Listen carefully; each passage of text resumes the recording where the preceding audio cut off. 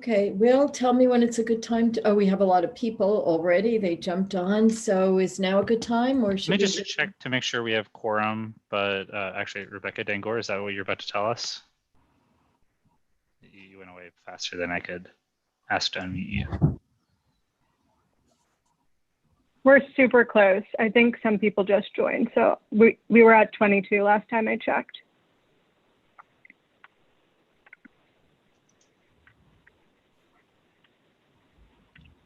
give it another minute or two? Yeah, you can give it a minute. Okay. I mean, you can also start, explaining the Zoom meeting protocol if you'd like. Okay, why don't we do that then? Okay, so welcome everyone to Community Board 8's land use meeting for December. This is a committee meeting, even though the committee comprises the full board, and it will run like a committee meeting, not like the full board meeting. So in other words, we have a number of applications. Each application, the applicant will present it, then there will be a public discussion on that application only, and then board discussion, and then a vote on that application. And we'll do that one by one. At the end of the meeting, I'll be talking a little bit about the scoping meeting coming up next week on the Blood Center, but there won't be an opportunity for discussion about that. It will just be my comments, and then we'll have committee reports from the Housing Committee and from Street Life if we have time. So the public won't have the opportunity to comment on anything other than what is presented before it today. In terms of procedure, it's the same as every other committee meeting and the full board meetings. If you click on the participants button at the bottom of your screen, which right now has the number 54 next to it, you'll see a list of people attending the meeting. At the bottom of that list is a little virtual hand that says raise hand. If you click on that, you'll be pushed to the top of the pile and you'll be able to comment. So we'll see your hands in order. And then I will call on you in the order in which you raise your hands. Am I missing anything, Will? We have a quorum now. Thank you, Rebecca. That was great. Thank you, Rebecca. Thank you, Rebecca. And I just want to mention before we get started with the substance of the meeting that CB8 is planning a memorial program for those who we have lost to COVID-19 in all of these months since the pandemic came upon us in March. That is December 17th, next Thursday at 4 p.m. Anyone from the board that would like to comment is absolutely invited to. Anyone from the board or from the public who would like to have a name read of a lost family member, loved one, friend, we will do that too. We'll also be preparing a written document, and the program will be recorded and it will be available if you're unable to. We have a number of different religious organizations on the Upper East Side and Roosevelt Island who will be participating in that. If you have a special relationship with another church, I'm still reaching out to churches, synagogues, mosques, any other religious organizations. If you have a relationship and you would like to invite them to join, by all means, please do so. Thanks very much. And should we begin? I think so. So number one is the presentation by the Department of City Planning on its zoning for coastal flood resiliency. Who is here on behalf of DCP? Scott Williamson. Hey, Scott, welcome back. Thanks for coming. Okay. Scott, is there anybody else who will be joining you, or you muted yourself again, Scott? Hi, can you hear me? Yes, now we can. Sorry, I'm just having some trouble here with my Zoom. We see you now too. Great. Okay.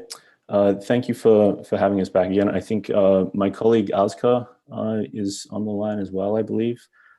She'll mainly be in the background, but she may be involved in answering some questions later. So, Will, if it comes to that, please unmute her later. Sorry, I'm struggling to see Zoom here. Anyhow, I'm sure you can see me and hear me, so I'll deal with that. So there we go. Sorry about that. Trying to share my screen right now. We've all had trouble with Zoom, so no worries. I just ended up in a place I've never been before. So, I mean, I've used Zoom a lot over the last 6 months, but this is new. So, I mean, I hope you're seeing my screen now. Yes. Great. Okay, so again, thanks for having us at the Land Use Committee meeting this month. My name's Scott Williamson. I'm the team leader for the east side of Manhattan. So, I mean, some of you may have seen this project of the Parks and the Waterfront Committee, which happened on October 12th. And I mean, thank you for those of you who are engaged in that discussion constructively. This project is a very complex one. So, I mean, we're not strangers to that. We'll definitely try the best we can to answer all of your questions. And if we can't, we will chase them up as quickly as we possibly can. But effectively, what Zoning for Coastal Resiliency is updates to the zoning resolutions, Article 6, Chapter 4, and some other related sections. And the presentation that I'm about to run through it's a brief overview of what is, as I said, a very detailed text amendment that it improves on the existing flood text and seeks to make it permanent. So we've tried to focus primarily on the provisions that are applicable to CB8 here in this presentation. But since this text has a citywide application and the board is being asked to comment on the totality of that text, this presentation might show some building types perhaps that are not typical of Manhattan or CB8. But I mean, I want you to know the concept is still very relevant. So if you want to know any more information after we're done here about the proposal, you can take a look at the full details of the project, which are on Community Board 8's website, and they've been referred to the Community Board for that purpose. They're also on City Planning's website, and I'll stay for questions after, and as I said, any that I can't cover, I'll follow up with in writing, probably through Will. So what we're asking for is your recommendations on this proposal. Official recommendations from all community boards, borough boards, and borough presidents are requested by December 28th of this year. Okay.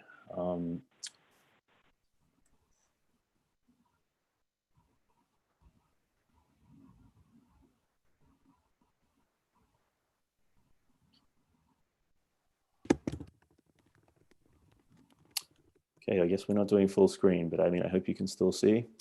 So while there are many sources of flooding that pose issues in New York City, coastal storms present the most significant flood risk in terms of compromising human safety, property damage, and business disruption.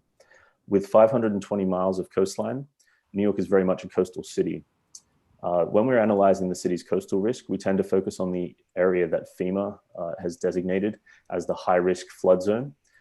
And the high-risk flood zone is the 1% chance area of being flooded every year. And those are the darker colors that you can see on the maps in front of you there. However, in 2012, Hurricane Sandy awakened us to a more widespread risk of inundation, which happened well beyond the 1% flood risk area. Close to half of the properties that are technically classified as being at moderate risk of flooding or having a 0.2% chance of flooding were inundated during that Sandy storm event. In the two areas combined, almost 1 million New Yorkers live and are at risk of being flooded by a coastal storm. For Community Board 8, that translates to about 7,200 residents in the high risk zone and 10,600 residents in the moderate risk zone. And with climate change ongoing, the floodplain will continue to expand. By the 2050s, what is today considered the moderate risk flood zone will likely be high risk for flooding. So we have to look to the future when we're planning for resiliency for this reason. So I also want to point out that while this map is zoomed into Manhattan for the purpose of this presentation, this is a citywide text amendment, and the city's floodplain is hugely diverse. So this is a breakdown of buildings within the floodplain in Community Board 8. Many of those buildings would greatly benefit from the option to retrofit resiliency measures made available by this text. And in order to understand how exactly this text promotes resilient buildings, we must first understand the New York City Building Code. But I mean, to give you a summary of what you can see on the screen there, if it's a little small, I know it is on mine, but I'm having trouble trying to make that big for you, I'm sorry. Effectively, in the high risk zone, there is 178 buildings in Community Board 8. The vast majority of those are multifamily buildings. There's a lot of mixed-use buildings in there as well, and commercial buildings too. There's also some institutional community facility type uses. In the lesser, the moderate risk chance, which this project is proposing to apply provisions to, there are 264 buildings, and the majority of those, or the multifamily buildings, make up 113 of those buildings. And similarly, there's a lot of mixed use and institutional commercial type development in those as well. So what I have here at the bottom of the slide is a link to the New York City Flood Hazard Mapper, which is easily Googleable. And if you want to dive into the details of all that stuff, it is available for everyone to see. So please take a look at that if it particularly interests you to know more. So, I mean, the point of this slide is just to show that the neighborhoods within the floodplain have very unique challenges to staying safe. And this text amendment has to try and accommodate for those varying neighborhoods. And you can see the real extent of the challenge there. So the wide range of challenges that come with flood risk adaptation require a strategy that involves multiple lines of defense. And the city's work includes coastal defense strategies like the East Side Coastal Resiliency Project, which many of you might be familiar with. The work also includes protection of our inland infrastructure like drainage and transit and advanced emergency preparedness. And I want to emphasize that this text amendment is just one of the many lines of defense and focuses specifically on improving resiliency in the city's building stock. It works in conjunction with other resiliency efforts to protect the city from future flood events. So the holistic flood resiliency program of the city is called One NYC. And what you can see at the bottom there is the different parts that go into that. Buildings being a small part of that, and the zoning resolution being an even smaller part of what can be used to assist with that. But infrastructure and coastal strategies and things fall into a different category within One NYC, and that is all overseen by the Mayor's Office of Coastal Resiliency.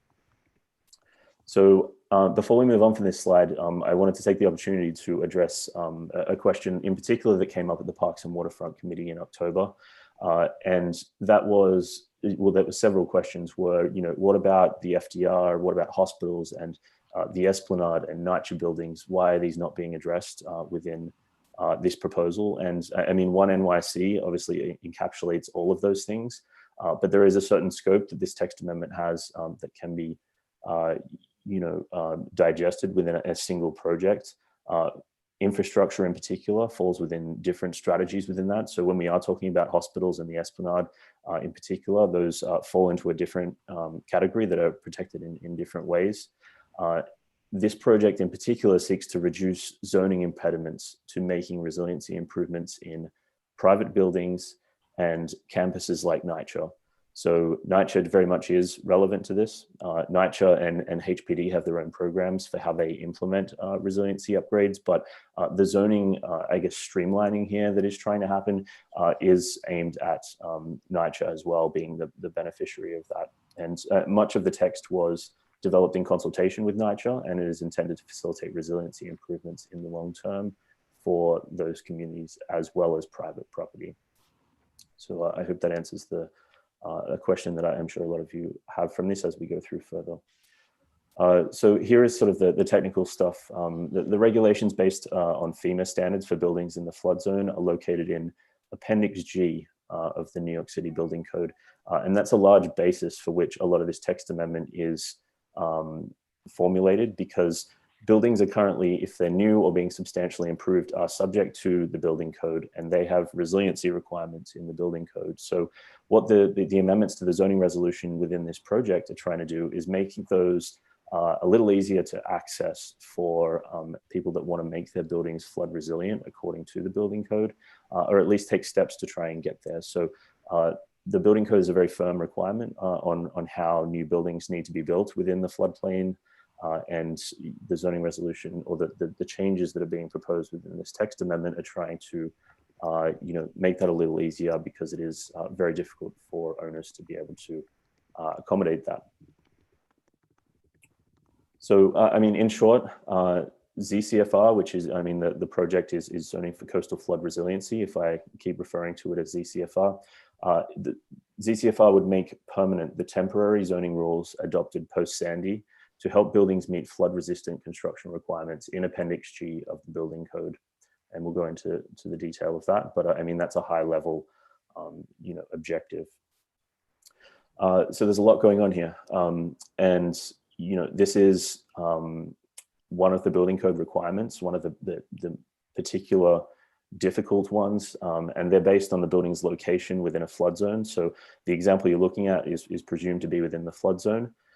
And the building code has, I guess, an acronym called DFE, which is called Design Flood Elevation, which can be seen here in the blue dotted line.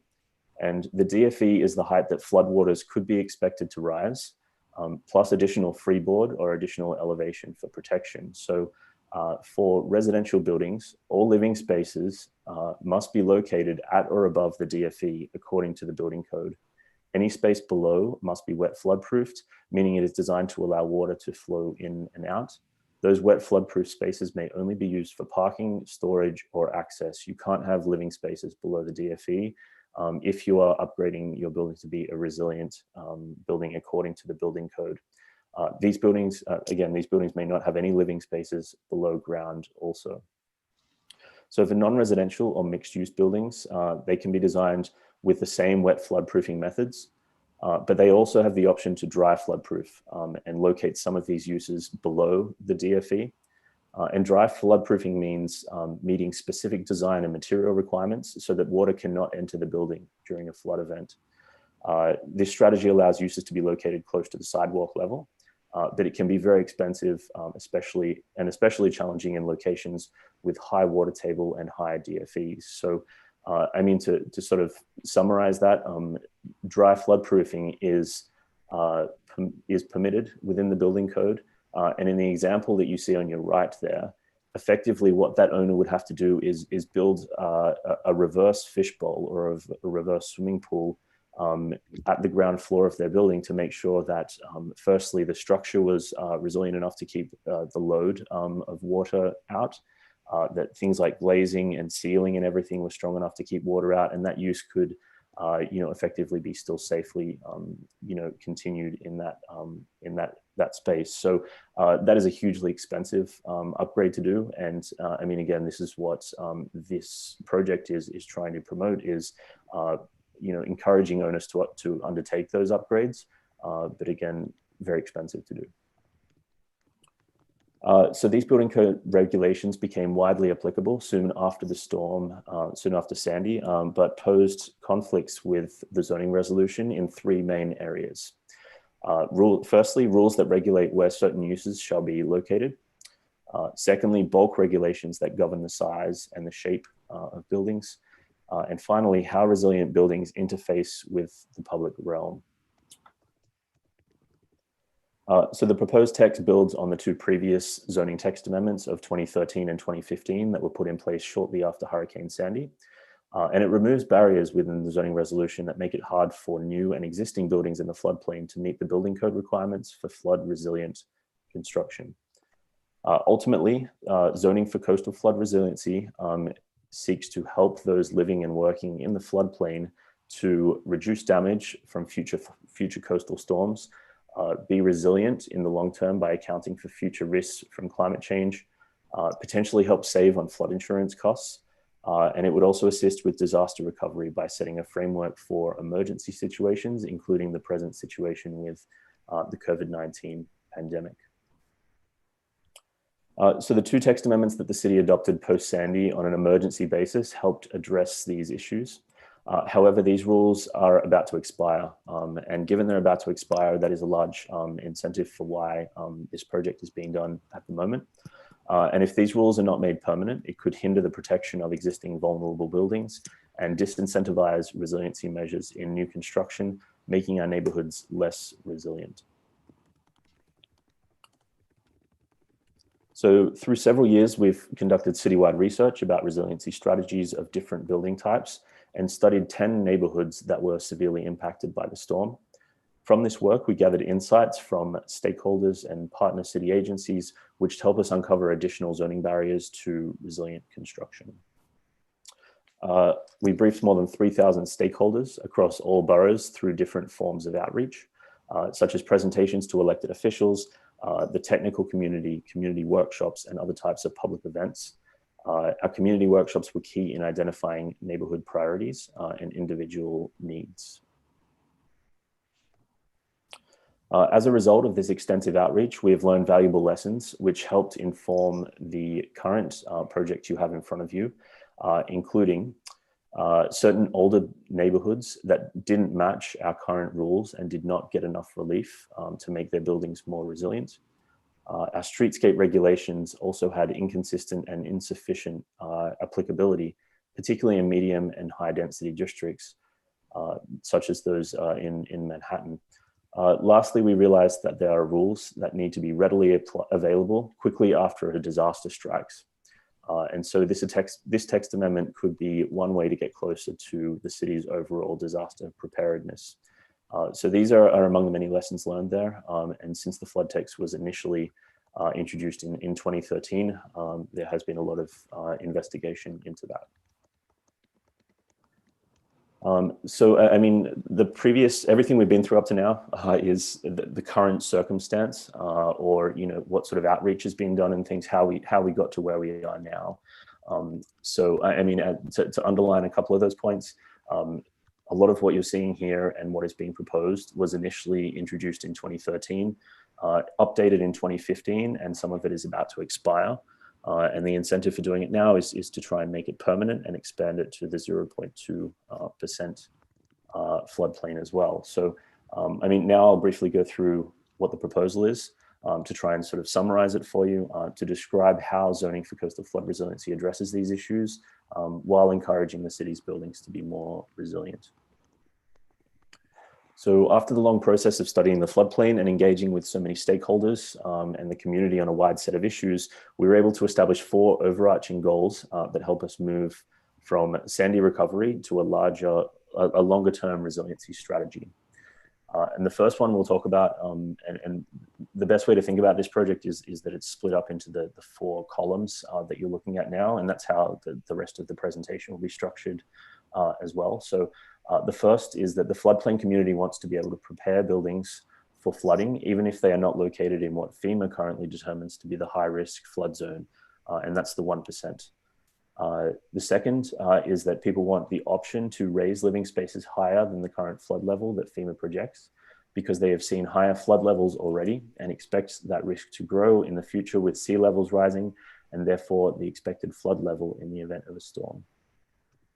Thirdly, residents and business owners want to be able to invest in resiliency incrementally, so it's more affordable over time.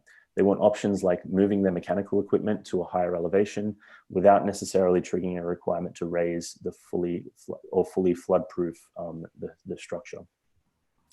And lastly, we know that we need a way for the city to be nimbler in responding to future events that might require, say, rebuilding of homes or buildings or other forms of recovery.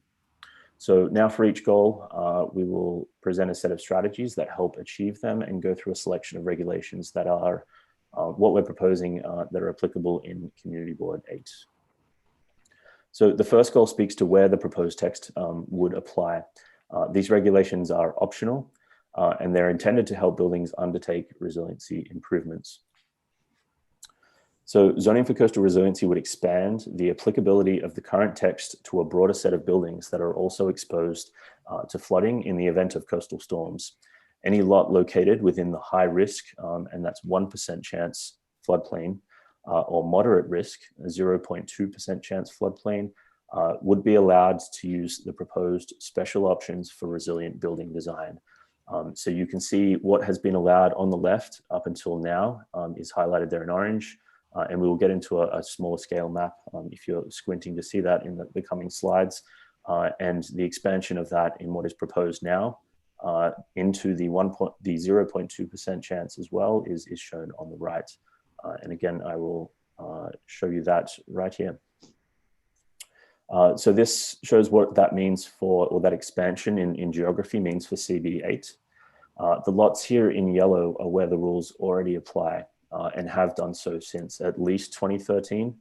And the lots in red are where these regulations are being expanded to. And again, this is as it applies to Community Board 8.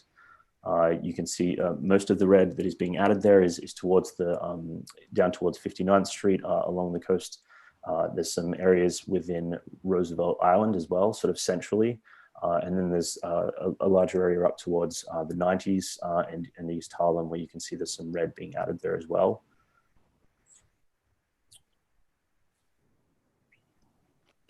So onto the second goal, and it illustrates options that would be available only if the building fully meets or exceeds Appendix G of the building code.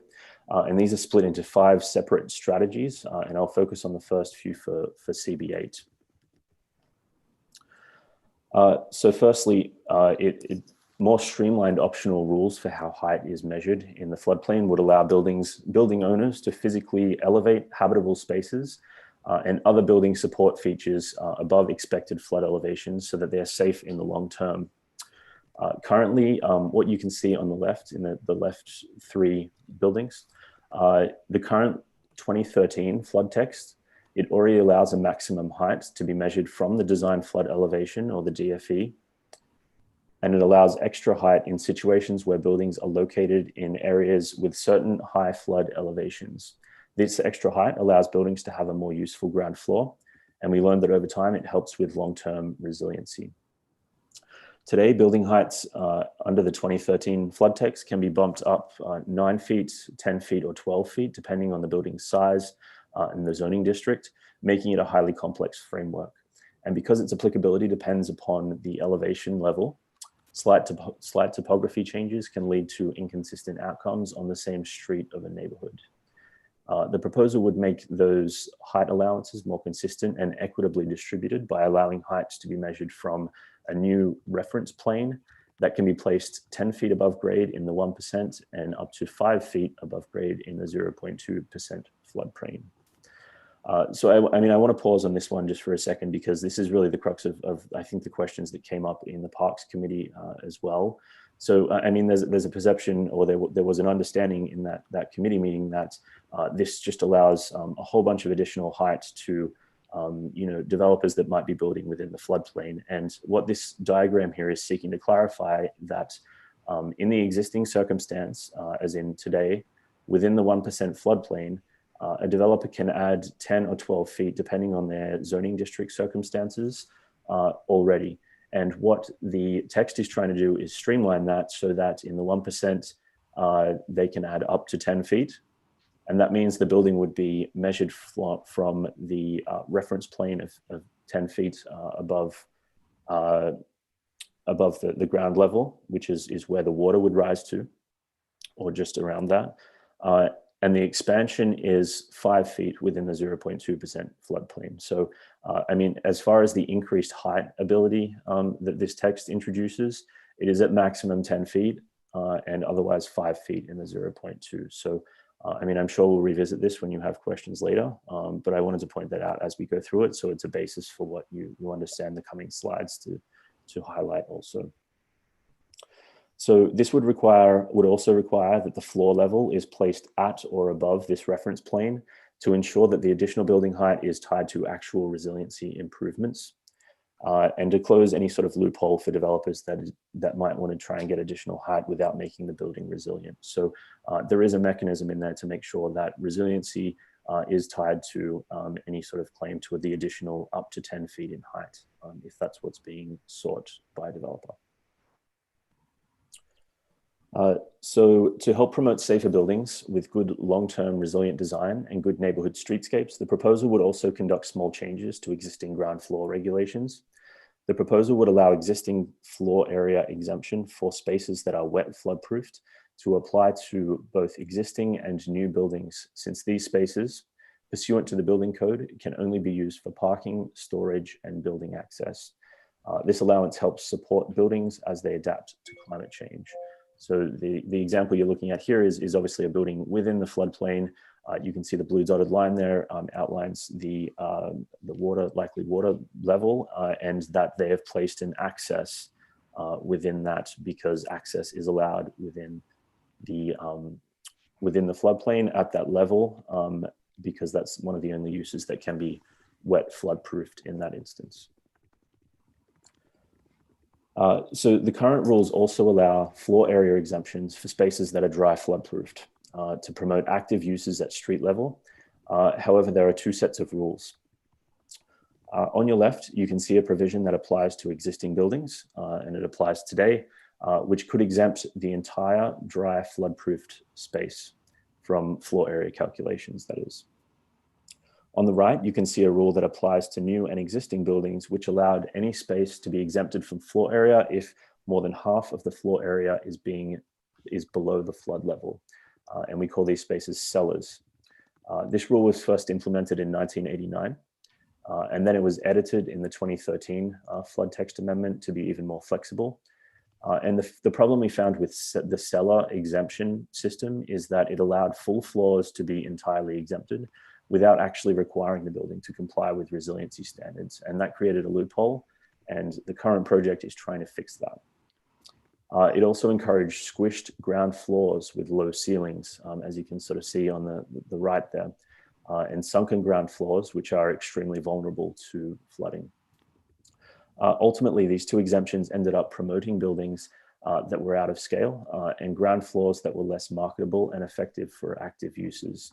So again, I want to reiterate that this concept has been in place for up since 1989, was critiqued in 2013, and again is being improved upon within the current proposal. So the proposal would modify these regulations to reduce the amount of floor area that can actually be exempted, to instead allow only the first 30 feet of a space that is dry flood proofed to be exempted from floor area, provided that the space is used for non-residential uses, complies with certain standards and requirements such as minimum transparency or window requirements and internal clearance.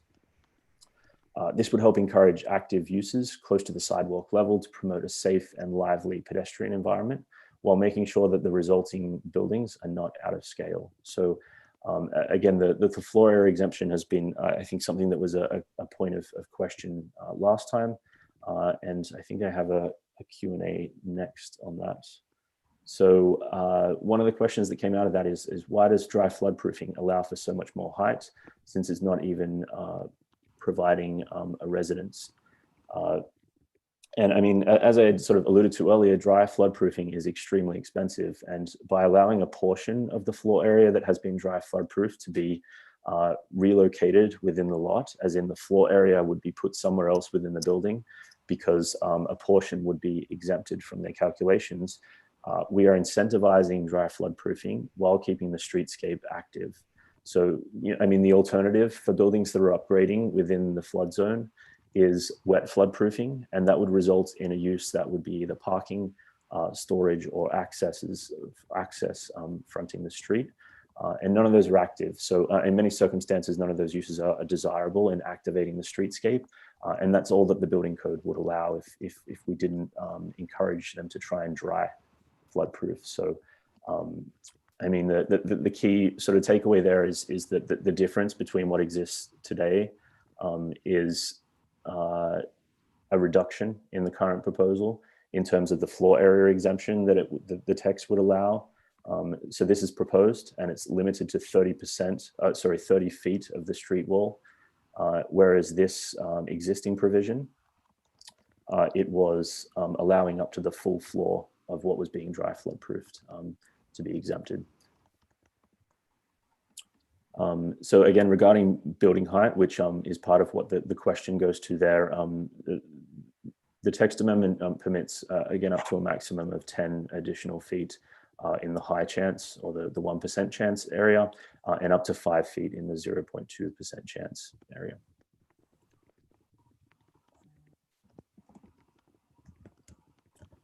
So another question came up at the Waterfront and Parks Committee, or the Parks and Waterfront Committee, I'm sorry, about funding mechanisms and incentivizing people to actually do this. And I think there was some skepticism as to what the incentive was actually going to be for people to do these improvements. And I mean, there's a number of different solutions as to how you can incentivize people, financially or through other means. the zoning resolution has a very narrow scope of what can actually be put into it. And that is limited to regulating use and bulk. And it does not, unfortunately, extend to being able to provide incentives immediately in the zoning resolution. So that is dealt with separately by the Mayor's Office of Resiliency, who oversees numerous programs that relate to flood resiliency. But to the extent that the zoning resolution is able to encourage owners to dry flood-proof ground floor areas, the floor area concessions that I was just describing are the extent to which the zoning resolution can actually do that. So in addition, this proposal would mandate a set of streetscape requirements to improve the ground floor level design of resilient buildings. Sorry, just to touch on that a little further as well, I guess this really reflects, a building that is obviously built to the building code after the Sandy improvements of Appendix G came in. They've raised the ground floor there, you can see. And the extent of access that sort of dominates the streetscape here is a reflection that all they're allowed to put in that area below the flood level is that they can put access there. So, I mean, it really raises the whole building and it really restricts where active uses can be put and how they can be sort of facilitated and integrated with the streetscape. So the third goal, and we are getting there, there's only 4. The set of provisions located within this goal are what we call partial resiliency strategies. And they will help building owners to undertake incremental steps towards resiliency without requiring the structure or the sites to fully meet Appendix G, which is cost prohibitive. And everything within Goal 2, again, was things that were required to fully meet Appendix G. Goal 3 is dealing with incremental steps to achieving resiliency within Appendix G. And this would be extremely helpful, we heard, for older buildings, particularly in Community Board 8, to implement resiliency efforts. So we learned that raising mechanical equipment, often located below grade within cellars, is the first and most cost-effective step to making buildings resilient. The proposal would continue to allow the relocation of equipment and enable more options for their placement above the flood level. And that would occur either on rooftops or in a separate structure by considering this type of equipment as a permitted obstruction. So as shown in the picture, this is particularly relevant for housing campuses. And I mean, one of those in Community Board 8 is Isaac Houses, and there's several of them on Roosevelt Island as well. And I mean, this was a recommendation that came out of the outreach process and coordination with NYCHA and HPD on their resiliency work too. A big portion of the floodplain contains businesses that offer either neighborhood services or are part of the larger industrial economy of the city. Many of these buildings cannot be completely dry or elevated or dry flood-proofed due to the cost or operational needs of the business. Many of these business owners would like to raise priority spaces and equipment out of harm's way so they can minimize business disruption in case of a storm event. So getting back to another question from the Parks Committee, a question was asked about mechanical voids in buildings. And I mean, particularly what I just went through, I think there was perhaps a perception that this was giving, the recent discussion of mechanical voids, opening up a potential another loophole where this project could potentially grant more mechanical exemption or mechanical space in general for developers. And I mean, the intent of this part of the text is that it allows flexibility in the location of mechanicals. The mechanical voids text was passed in 2019, and it limits the height of predominantly mechanical floors in residential buildings. And I mean, to be clear, that this project does not change the mechanical voids text that, I mean, is very fresh in our minds because it only happened sort of last year. But has certainly been written with the intent that is not sort of reopening any sort of, ability for developers to exploit a similar type mechanical issue that we previously were dealing with. Okay, so the proposal would also enable different types of flood protection measures to be implemented. And this would include allowances for flood panels and landscaped berms to be considered permitted obstructions in open areas.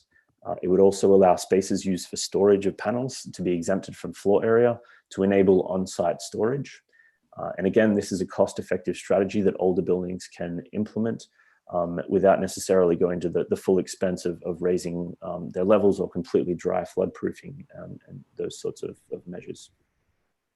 And lastly, when looking at our waterfront sites, zoning generally does not allow waterfront yards or required visual corridors to be raised to account for flood risk. And this proposal would offer more flexibility for the grading of these sites and would facilitate resiliency measures such as soft shorelines, which is what the example here is showing, where the landscaping is actually intended to flood and provides a level of protection in the process. So we're on to the final goal. And this one is different from what I've outlined prior to this, because this one applies to the whole of Community Board 8 and the whole of the city for that matter. And it is not just the 1% or the 0.2% floodplain. The rules of Gulf law are citywide. So to go into part of this, Sandy showed us how a storm's effects can go beyond the floodplain, especially regarding issues with our energy grid. The proposal will therefore allow power systems, including generators, solar energy systems, fuel batteries, fuel cells, batteries, and other energy storage systems to be considered permitted obstructions within open spaces across all zoning districts to facilitate their installment. The text is subjecting this equipment to dimensional and placement limitations, such as maximum height and ground coverage and minimum distance from property lines. But it effectively means that power systems in particular could be placed within yards and things like that, subject to those placement, height, and coverage type limitations.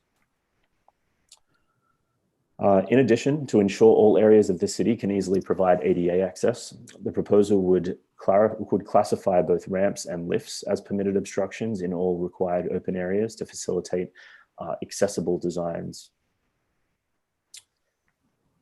So this slide, perhaps doesn't look like CB8 at all, but the concept behind it is very relevant because this applies to vulnerable populations and specifically nursing homes, which I know there's a lot of in your district.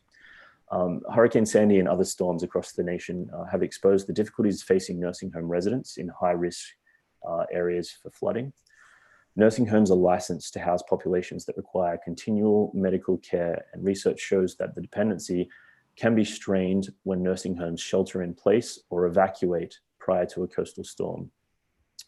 Therefore, the city believes that it would be appropriate to limit the growth of nursing homes in high-risk areas to lessen the health consequences and the logistical challenges of evacuating the residents of these facilities.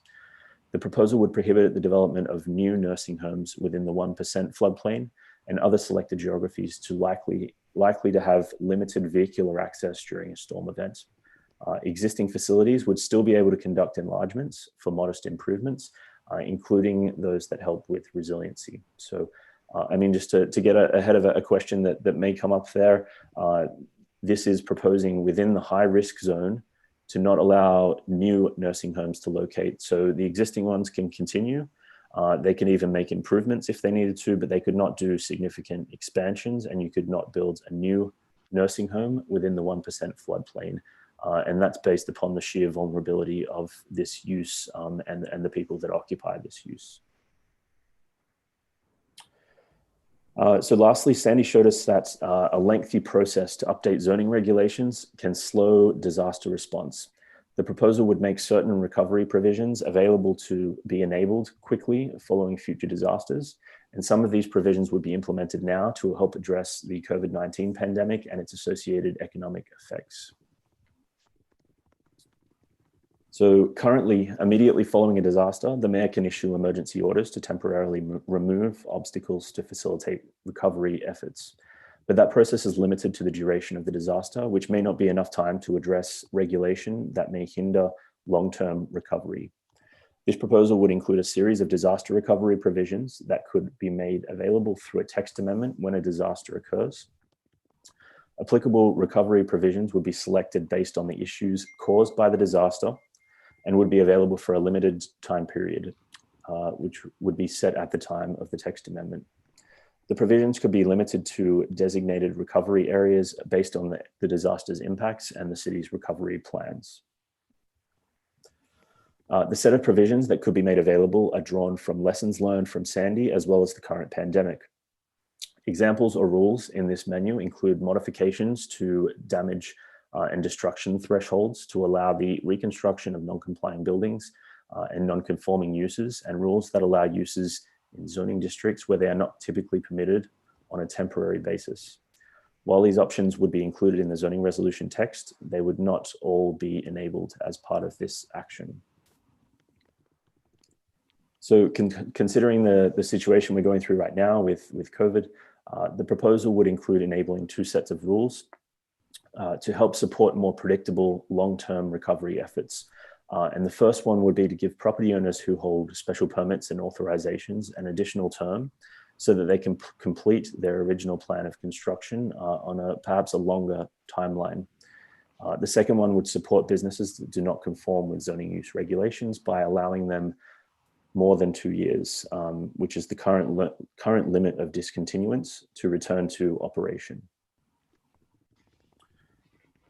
So in terms of next steps, the citywide text amendment has been referred out on October 19 of this year to all 59 community boards, borough presidents and borough boards for 60 days. Then it will go to the CPC and the City Council for adoption. More information about the project, as I had mentioned earlier, is including an annotated version of the proposed zoning text can be found on DCP's website and the community board's website as well. So thank you for the time for allowing us to present this, and happy to try and take any questions that you might have. Thank you very much, Scott. And thank you for making the presentation much more, not only Manhattan-centric, but CBA focused. I think it really helps us understand or see better the implications. So I see we have, let me just first ask, are there any members of the public who have any questions on this?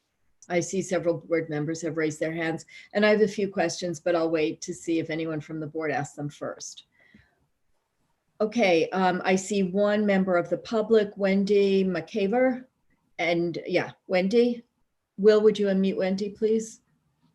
Yeah, Wendy, there you go. Thanks so much.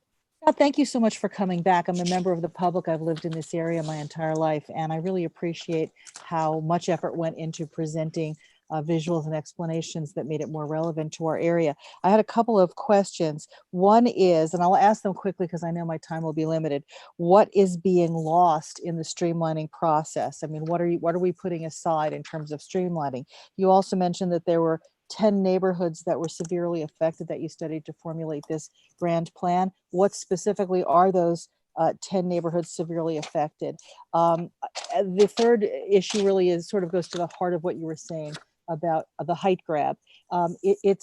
It really needs to be recognized in actual resiliency. These are wonderful many of these are wonderful remediation measures.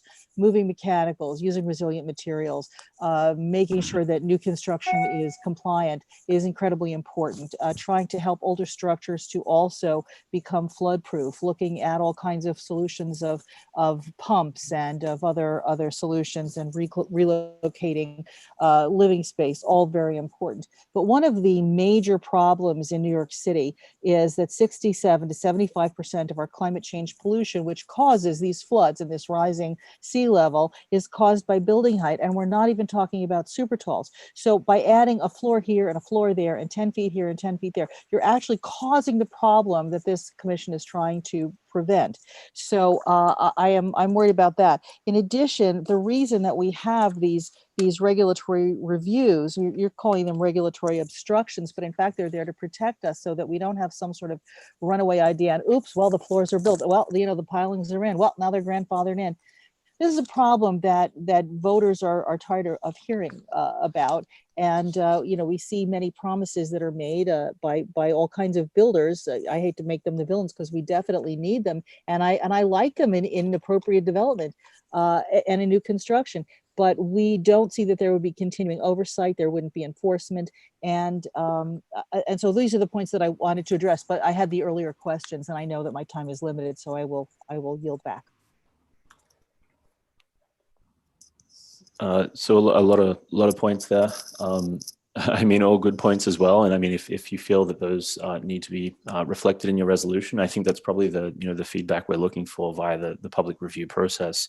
Obviously in generating or coming up with policy like this, it is ultimately, a balance of, how can we make this viable, but also, as sympathetic as possible, and to, actually encourage people to implement resiliency. And if we haven't found the right balance, I mean, that's what we're here for, to, try and get your feedback on where you think that is. So let me just and how we're jump best in. to sort of push that forward. Before my mic is cut off, just let me say that where that balance is for me is definitely move the mechanicals, create whatever city incentive, but the incentive is not to build any higher than they are already permitted to build. In fact, in our area, we're particularly sensitive to overbuilding. There was a long hearing about this last night on a different contextual matter, but involving a healthcare facility, something that, ostensibly is good for the public in theory, but we definitely don't want extra height here. And so that's something I hope you will take back. That's not an acceptable solution. That's not an incentive. It has not worked in any of the other contexts of affordable housing or senior facilities. And about senior facilities, I just want to jump in there. It's really important that senior facilities be integrated into a community where people live. To have them far away from— Wendy, okay, thank you. No, you can say it, but let's just keep your comments as streamlined as possible. Thanks. I will try to do it. Yes. I just, as a personal matter, I took care of my two elderly parents. They from time to time had to go into nursing home care for rehabilitation. It was essential that I be able to live close to them. I think that's, if you can make these buildings resilient and there's new construction, then why would there be a problem putting nursing homes into these areas if you truly can make them resilient? If you can't, we have a different engineering problem. I will stop. And thank you, Alita. And thank you, Scott, so much for coming back. Scott, did you want to answer any of that before we move on to the next person? I don't know if I captured all of it, but again, like all points that I think we're probably looking for as part of the public review process. So, I mean, whatever you see fit to include in your feedback to the department, that is all relevant stuff for us to hear. Okay, then seeing that there's no one else from the public, let's turn to the board. Marco, you're up.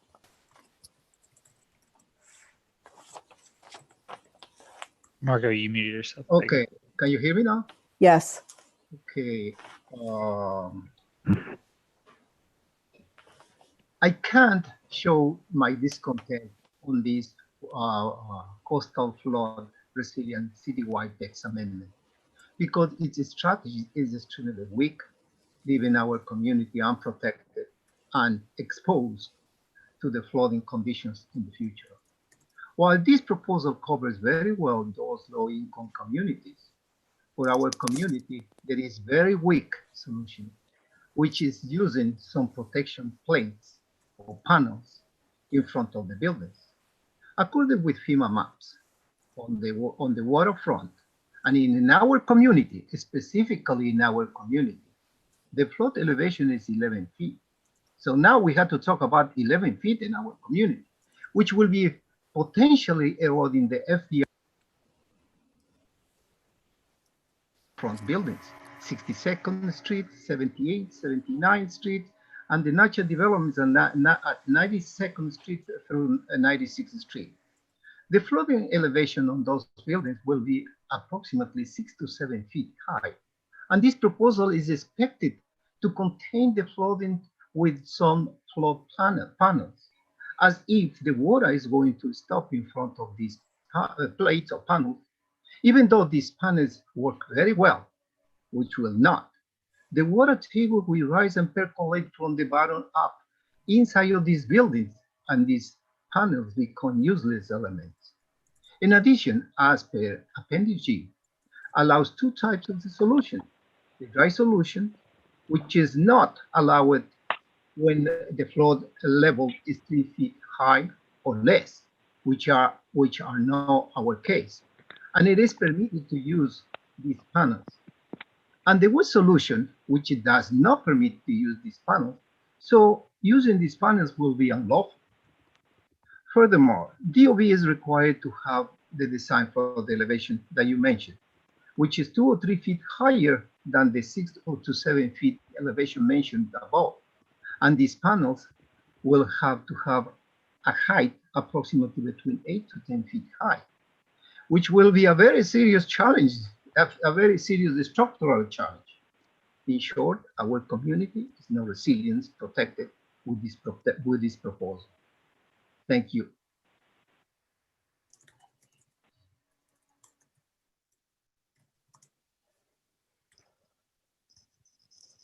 I'm not sure if I can respond to a lot of the technical detail in there. I'm not sure if I sort of got the question, but I mean, again, if you have particular concerns with how it interacts with DOB's design flood elevation or Appendix G or FEMA's flood maps, and for some reason you think that the flood elevation is actually higher than what this is trying to address, that's obviously a level of technicality that I would have to sort of check with our experts on this, but I would encourage you to include that in your feedback to the department as part of the project if that's the case. Okay, I'm trying to use my phone. Okay, then we next have Rebecca Lamorte, and I see Will's already unmuted you. Rebecca, go ahead. Thank you. Hi, Scott. I have a question about a part of the presentation that spoke about accessibility. I believe you mentioned that barriers, ramps, wheelchair lifts count as barriers for this resiliency plan. Excuse me. Did I hear that correctly?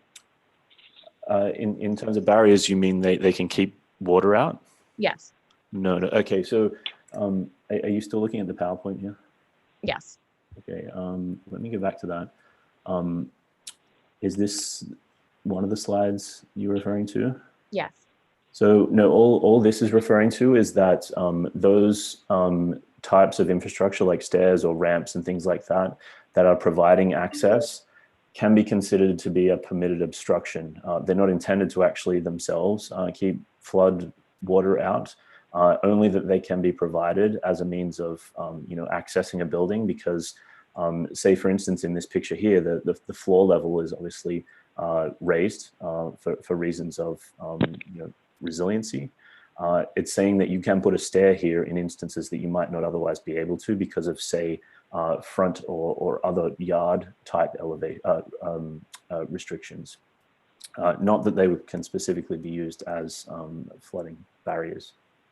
Okay, because I just had concern that obviously a wheelchair lift, there's, mechanicals a part of that, and it's so difficult to get accessibility updates in so many areas of life and throughout the community. So then to have them damaged by a flood or other natural disaster, I worry about the expediency and would be interested to know if there's any part of the plan that would address impact on any accessibility options that were affected through this.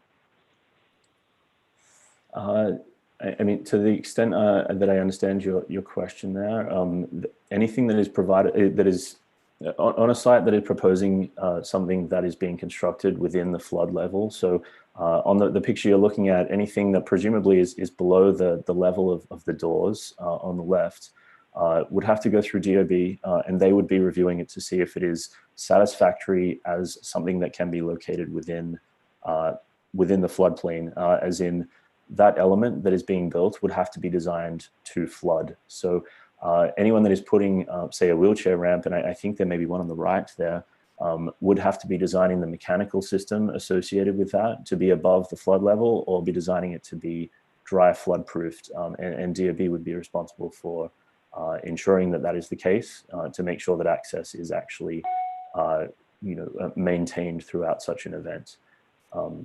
Did I understand your question there properly? Yeah, thank you for the clarification. I'm concerned that, we fight so hard to get some of these updates for access. And then if we, have any floodwaters or any natural disasters, that they'll be at the very back of the list to be replaced for funding. So I just want to be sure that we're prioritizing the needs of people with disabilities as a part of resiliency as well. Thank you. Thanks, Rebecca. Okay, Will, would you unmute Michelle Birnbaum, please? Michelle, are you ready? Yeah, Yes, you go. thank you, Scott. It was an excellent presentation. I have a couple of questions. You clarified that within the floodplain, no new nursing homes would be permitted. You didn't say hospitals. Is hospitals included in that group, or hospital buildings? Because that's difficult for evacuation as well. Agreed. However, they fall within a different category of the One NYC plan. So I'll just go back up to the slide that sort of clarifies that. So this one here is really how the One NYC plan is separated out. And what we're looking at here is the blue circle of buildings as opposed to infrastructure. And from what I understand, hospitals fall under infrastructure. And a lot of them have their own resiliency plans. Health and hospitals in particular, New York's main public health operator has their own resiliency plans. And I think they've been separated into infrastructure for that reason. Good, understood, clarified, because I know the last hurricane, NYU, had a very serious problem with their mechanicals, which were in the basement. They've since been moved, so I wondered, but it is considered under another heading. The last thing I'd ask you is, if you recall, you had a slide with those big boxes that looked like they housed mechanicals, and they are permitted to be on adjacent properties or other properties. Can you clarify that for me, what those exactly are for? And in my mind, if you recall, with the building of the 2nd Avenue subway, when they were building the ventilation towers, there was a call to build the exterior so that they matched the surrounding area. And I wondered, number one, a clarification of what those buildings are. This slide exactly is the one that you have up. That's what I'm talking about. Clarify what those are. And then if you would, if there could be any circumstance under which we can address the aesthetics, as we did with the towers, with the steam towers with the 2nd Avenue subway, so that they can be adjusted in exterior aesthetics in accordance with their surroundings. Those 2 points. Thank you. So on the second point, for things like subway ventilation towers, that's similar to your hospital question, would fall under infrastructure. So this text amendment isn't actually capturing anything like that, because it would be in that infrastructure category. So I mean, the zoning resolution is limited in general as to how it can regulate aesthetics. However, the good news at being included in the infrastructure category is that say the MTA was trying to build a subway ventilation tower or something like that, they would be doing their own outreach process as part of that individual project, where you would be able to have input on those types of aesthetics. So I mean, kind of a good thing that it is sort of not included in this so much, because aesthetics is not, I guess, a strength of what the zoning resolution tries to regulate as part of its use and bulk mandate. So what does this building, are these an additional area where you can put mechanicals? Is that what this is for? No, so this is, this is using the campus development type example. So, say this is Isaac Houses, for instance, and that is the mechanical that is required to, power, heat, do any sort of mechanical things associated with the operation specifically of those buildings. So I do recall what part of what you had said there was that it could be located on adjacent property, and it absolutely can't. It all has to be located within the boundary of the site within which it is serving. All the text amendment is allowing in flexibility is that you can put it within what would have previously been, or what is still considered to be, a yard space. So this example here is locating the mechanical in the middle of what presently could be open space, and that would be in the interest of locating them somewhere that is not going to flood because they're in the floodplain. So the building that you're looking at there looks like it's firstly been raised, and it secondly looks like it's been taken out of, say, the basement of those buildings, because the basement has been identified to be particularly vulnerable. So why would this choice be made as opposed to putting them on the roof?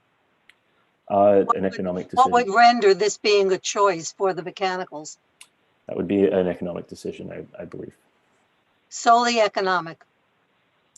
Yes, in providing flexibility, it's trying to provide owners options to get mechanicals out of the most vulnerable parts of their site.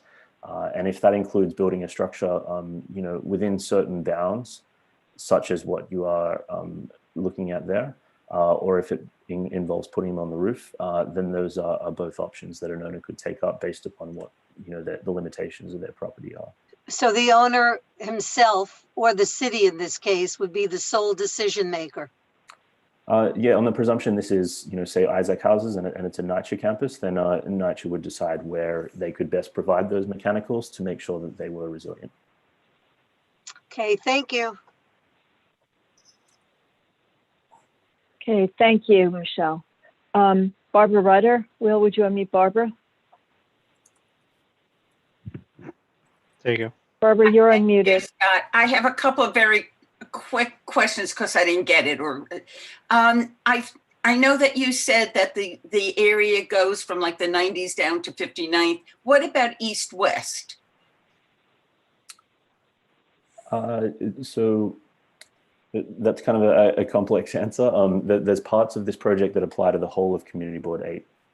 So that's the first thing, and that's the more disaster recovery type provisions within this. But the vast majority of what we talked about, or what I've talked about over the last hour or so, is related to areas that are flood prone. And the map here shows, on the left, shows the 1% floodplain, which is identified by FEMA. The avenues, that's my question. I saw the map and I couldn't quite tell. Yeah, so I mean, that's sort of the most scale I can really get up at the moment. Yeah, okay. What I would point you to though is on one of my earlier slides, I had a link to the flood hazard mapper. And I mean, I'll provide this presentation to Will as I did previously. Okay. If you follow the link right here, it will take you to the flood hazard mapper, and it allows you to go down to the scale of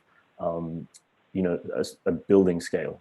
So whilst I can't do that on the presentation here right now, it does allow you to do that for a particular building. It just didn't make sense to include that scale in the presentation. So. And then I know you answered this question and I didn't understand it. For projects where the buildings are either empty or they raised a building but haven't built for 10 years or more than that, I'm thinking of that 86th Street that goes over to 85th Street properties. Are they grandfathered in, or do they have to, just because they raised the building doesn't mean that when they do build that they don't have to follow this? I'm a little confused by your question. I know, I'm sorry. As I'm saying it, I said it's confused. There are buildings that are, they raise the building, they knock the buildings down, and then they don't build for years and years and years and years. When they do start building, are they grandfathered in to build, previous to this, or do they have to follow the current rules?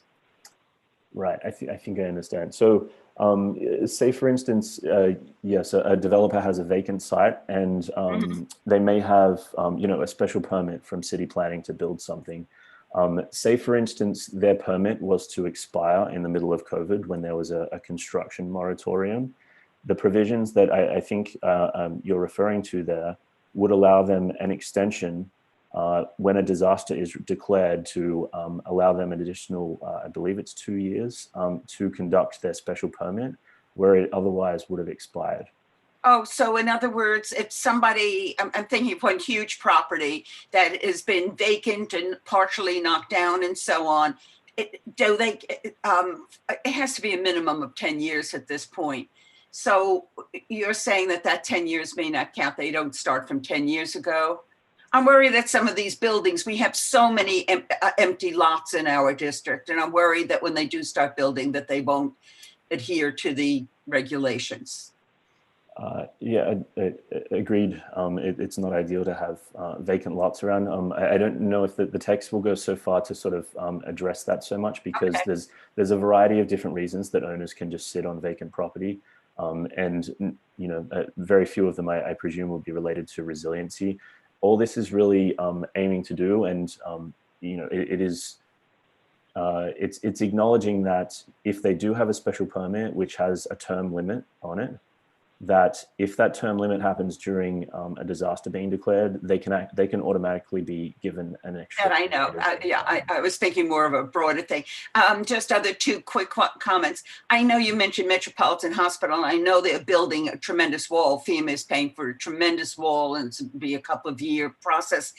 The questions have come up whether the wall really protects the community. It may protect the hospital, but is that considered good? What happens to the water? So the water goes to the wall, and then what happens to it? Do they have to build drainage? Do you know anything about that? So I mean, the hospital would have its own plan for how that wall works, but I mean, the incentive for them to build such a wall like that is to obviously make sure that their infrastructure is resilient if something does happen and they're flooded. So I mean, based upon the substantial investment and sheer amount of engineering involved in creating a flood wall, I would be highly doubtful they would be taking sort of shortcuts that would forget about flooding and things like that. These projects are sort of so highly engineered and so expensive that I would I can only presume. I don't know about the specific so maybe the question was asked and the answer wasn't given very well. And just one very quick comment. I know that Stanley Isaacs is building, I think it's a generator on their land rather than on top. There's an example of a mechanical that's being built on their land as opposed to part of the building, I think. Yeah, so I mean, they can do that now. Yes, and I just the zoning text is just allowing them more options for where they can put it. So previously they may have only been able to put it in a couple of different areas on their sites, whereas now this will open up more options for them. Quite an impressive looking structure that's going there. So, thank you. Anyone else with any questions? Tricia, you had your hand up. I guess you've taken it down. No. Okay. Lowell has his hand up, and Tricia and Russell and Craig. Oh, what am I missing? I don't see any of them on here anymore. So I'll go with you, Will. Who's next? Because I don't see anybody's hands. Lowell. Okay. Lowell, go ahead. Hi, I just want to expand on one of the answers on why somebody would spend a lot of money in finding resiliency, building a wall, raising the mechanicals. It's insurance, flood insurance. Having owned waterfront property in my life, I understand now that it was once a few hundred a year is now thousands a year if you're not compliant.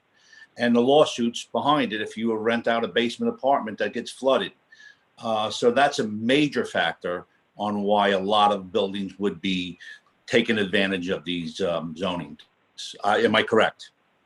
Very much so, yes. I think one of the earlier slides says, insurance is one of the factors for which owners would pursue this. So you are very correct, yes. Thank you for pointing that out. Thank you, that's it. Okay. Will, I don't know who's next because I don't see anything. Tricia, and then Russell, and then Craig. Hi, Scott. Okay, Tricia. Hi, I really want to thank you for coming back and for giving a more specific presentation to the community board. I think it was just stronger overall. I have a question, and I guess I should say that I felt very ready to give my full support to this, but I have a question about the mechanicals in open spaces piece that Michelle Birnbaum was asking about. Could you go back to that slide? Yes. This one right here. Yeah. So I guess my concern is that if I understand this correctly, that building owners, including NYCHA, could opt to put their mechanicals on structures that take up open space and ultimately have their, because I think I've been seeing this at Isaacs and Holmes, where they're taking up open space in order to put their mechanicals there, and therefore ultimately taking away some of that open space or severely changing it so that it's not actually open space anymore. It's more like covered space. I pretty strongly believe that open space and parklands serve a very specific resiliency purpose. So I feel not great about supporting something that is ultimately encouraging the taking up of open space in the name of another resiliency measure. Am I wrong in thinking that? No, I don't think so. I think that's a very legitimate concern. And I mean, as I had alluded to earlier, there is, certain trade-offs that are made and, balances that are tried to be, found within, allowing resiliency measures to be incorporated. And, to a degree, I would agree with you that some of the ability to locate mechanical equipment in open spaces is to the detriment of that open space. Yes. Also, just to expand on what Scott was saying earlier as well, for mechanicals, like one of the reasons, like especially the collaboration that happened with NYCHA, that one of the resulting concerns was that a lot of these buildings are a lot older and their foundations can't handle mechanicals on the rooftops. So even if they were to be relocated on the rooftops, it's not structurally possible to do that, which is why a lot of them opt to do these within the open spaces. And within the open spaces, the regulations do provide for certain screening and location, as well as size maximums. So it's not just that they could build in the entire open space, but yeah, there is that balance that needs to be struck. And welcome any comments on that. Why couldn't you guys, could you in the zoning text amendment mandate that if the owner was going to use open space, that owner would have to then create other open space to balance it back out? So that I think we weren't actually losing any of our open space to this. I think like a lot of these, because these are existing sites and not new construction, there is the limitation on the lot. So taking that into consideration, I don't think it's because a lot of these places are already built and they only have so much space to work with. Okay, I guess I'm having a real problem with that. I'm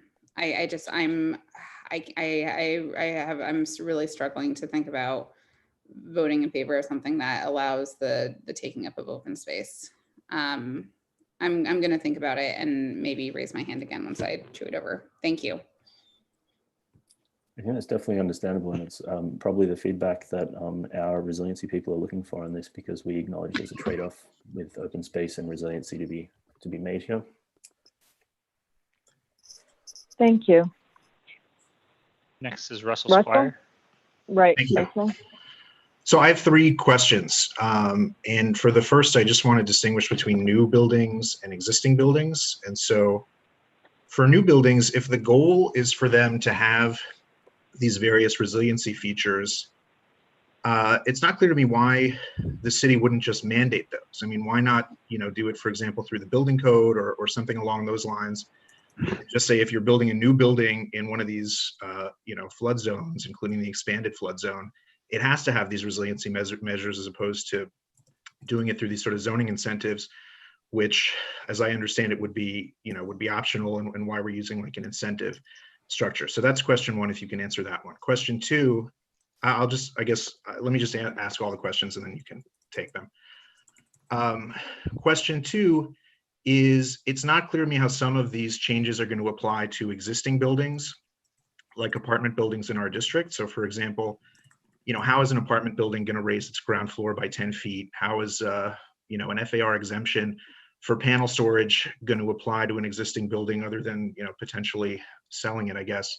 So if you could just sort of clarify which of the proposals would apply to existing buildings of the sort that we have in our district and how those would apply, that would be helpful. And then the third question is there a cap on the panel storage FAR exemption? Because I know you would address mechanical voids and wanting to avoid those in the context of the mechanical component of it, but it seems to me that the FAR exemption for panel storage has the potential to also be a kind of similar loophole, and who's to say how tall a panel storage closet is allowed to be and stuff like that. So I don't know if there's a cap on that or if that's going to be addressed in some other way. So those are my questions.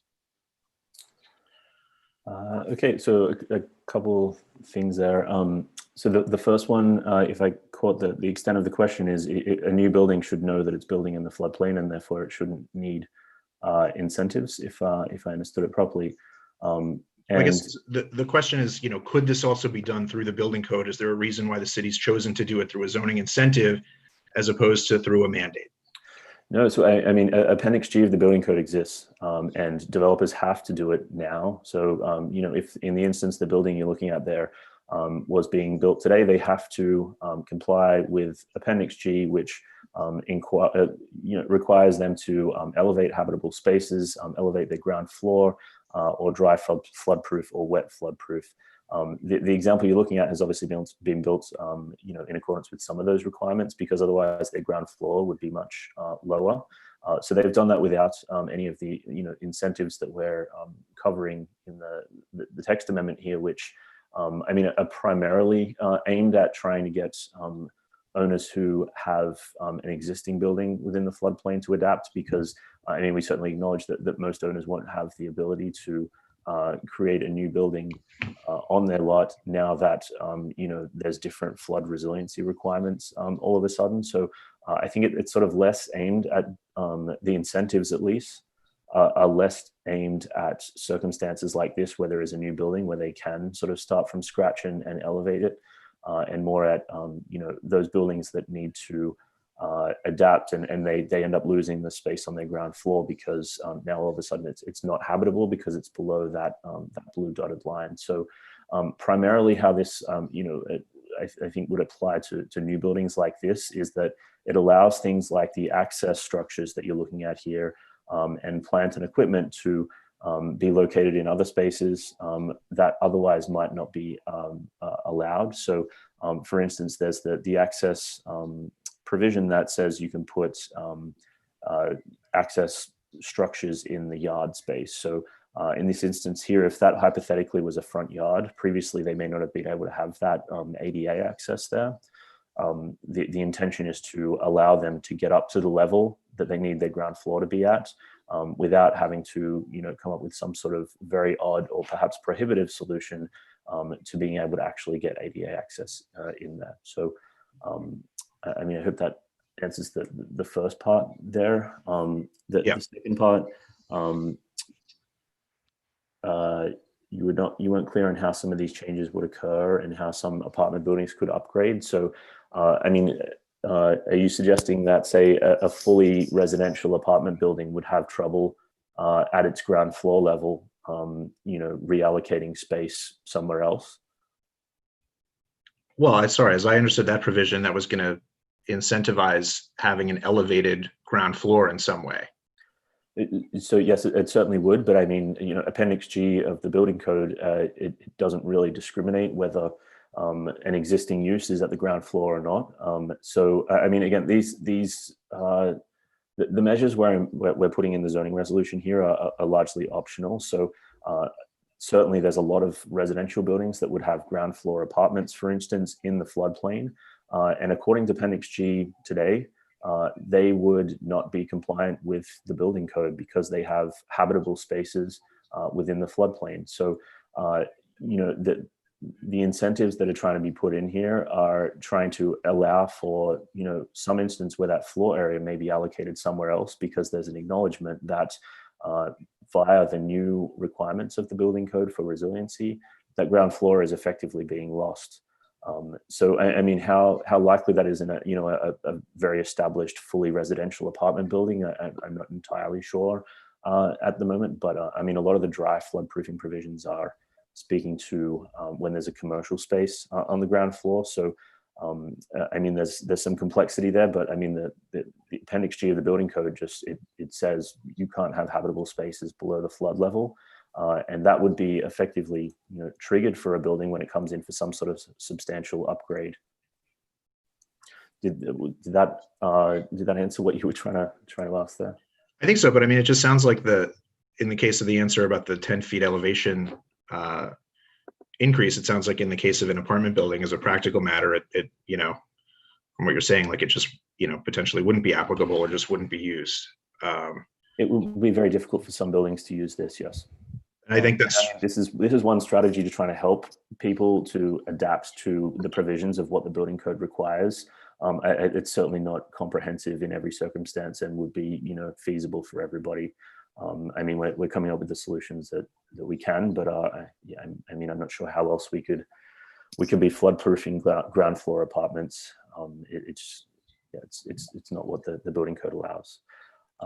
So the third question was about the storage of the gates. And I mean, great question. I'm not actually sure what the answer to that is, but understand your concern there that, say for instance, it could be taken excessively as, perhaps too much mechanical space allocated to gate storage. Well, first I want to check if Oscar knows the answer to that. No, I don't. Okay, so in that instance, what I would like to do, because I mean, I would like to know the answer to that myself. I'd love to return to that in writing through Will, if that's possible, and he can communicate that to you. Because I mean, very, very relevant question. Okay, thank you. Also, thank you. Okay, I'm sorry. Just to add to the existing buildings thing, a lot of what's in goal 3, which talks about incrementally making buildings more resilient, are aimed to be for existing buildings. So in the instances where they're limited by what is currently already built, they're able to move their mechanical equipment or create sports spaces in spaces that make them permitted obstructions and things like that. Okay, thank you. Thank you. Okay, we're going to bypass people who've already raised their hands in favor of people who haven't yet had an opportunity to speak, given that it's almost 8 o'clock and we still have a lot ahead of us. Okay, Adam, and then Sandrea, and then Craig. Did you already go? Because you were earlier, I thought. No, he had his hand up and then it fell back down. Okay, so he has his hand up again. So let's go to Craig, and then we'll go to Adam and Sandrea. Okay. Craig? Sorry, Adam. Hi, thank you. I'm sorry, my internet cut out, so I missed the last 2 to 3 minutes. But I was actually hoping to put forward a resolution, and if seconded, speak to it, supporting the proposed text change. Craig, I appreciate that, and I know that people may be anxious, but this is a really big deal because it covers the entire city, and there is a lot of detail and a lot of different opportunities or different ways in which this change would impact buildings in the CB8 area. So if you don't mind, I'd like to just hear from Adam and Sandrea, and I have a few questions, and then we'll come back to you. Well, I guess my question is, why can't I put forward a resolution now and it's on the floor and the debate continues? Oh, okay, we can do that. I'm sorry, I have a headache and I appreciate that. Thank you. So go ahead. So I guess if someone would like to second it, then I'd like to speak to it. All right, if you have a second, just use your reactions button at the bottom of the screen so we could see who that is. Will, you have a gallery with you. Gail right? gave a thumbs up. Gail Barron. All right, okay. Great. Thank you, Gail. So okay, so Craig. All right, so in terms of community impacts, I really think this is going to be quite minimal. But as Alita just alluded to, this is a citywide text change proposal, and it is going to be extremely impactful. And because they're on a citywide basis, and because there are literally hundreds of thousands of people that are going to be perhaps impacted by this, it is really critical. And these changes can mean the difference between survival and extreme loss. I know this personally, so many of you have probably heard me talk about this, but I live at East End and 90th Street in a large residential building that is in the 1% flood zone. And we were flooded out during Sandy, resulting in all of my building's residents being evacuated during the height of the storm as the East River came crashing into our building's garage, knocking down a retaining wall, causing the boiler to explode, and then forcing us out onto the streets literally. And my family, we had to negotiate our way through heavy winds and down trees down 89th Street to get to my brother-in-law, who thankfully only lived a block away. it was really one of the scariest experiences of my life.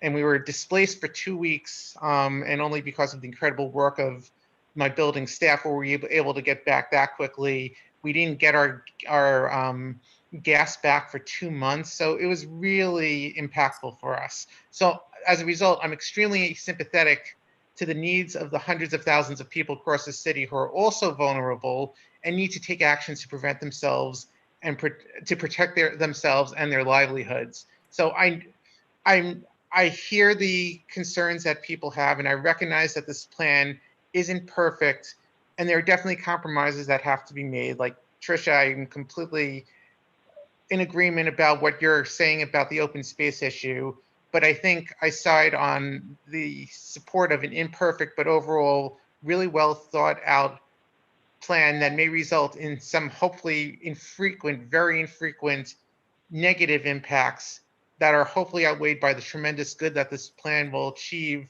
in helping people, especially those who live on really vulnerable waterfronts, who need these types of actions to be implemented to protect themselves, to be able to do that, to have that real impact. Thank you, Craig. Okay, let's go to Adam and then Sandrea. Adam? Will, could you unmute him? Thanks. So it's funny, Craig just went before me. My experience is eerily similar to Craig's. We live on the corner of 78th and the East River, and we are one of the only buildings to get fully flooded. Our building, when you walk in, you descend down, so the entire first floor is below the street grade. All apartments were completely wiped out in Sandy. So the issue now with our building is that they've reoccupied, there's tenants in there now. But my building is an individual landmark. So when you talk about changes that can be made to the building, it's not just in a historic district, it's an individual landmark. So there's got to be some sort of offsets that, or maybe LPC is going to have to permit changes. But is the idea of this zoning to essentially eliminate the ability for our owners to have the first floor occupied? No, the building code does that already. And given that the provisions that are being put in the zoning resolution right now are optional, so I mean, it's not compelling buildings such as yours to immediately evict people that live on the ground floors and then have that ground floor adapted for another use. But it's providing an option and hopefully some sort of incentive. Your situation is a little murkier because you are a landmark, but I mean, it's trying to provide strategies where we have them to get people out not living within what is a highly vulnerable flood zone as you experienced. I mean, as to the landmarks piece of that, I believe things would still need to go before LPC. I was going to say, LPC doesn't just grant waivers, they're not, especially for individual landmarks. I mean, that's quite a corner of land use policy that your building's in there of the need to adapt for resiliency, but also to adhere to the landmark requirements. Oscar, do you know anything about the process of what landmark buildings would have to go through under the text, as in if they were trying to relocate, say, equipment or floor area? Yeah, so this doesn't supersede any of the supervision that LPC has over these buildings or historic districts. So it would still have to go through the approval process and make sure whatever is proposed is okay with LPC. Which it won't be, but that's okay. Yeah, I'm sorry we don't have a better answer for you there. That's an extremely difficult situation, and I mean it's certainly one that we want to look at, but I don't think we have a solution for that circumstance yet. Okay. Open all ideas. So I mean, please incorporate anything you have into your resolution. What they've heard or what they plan. Thank you, Adam. Sandrea?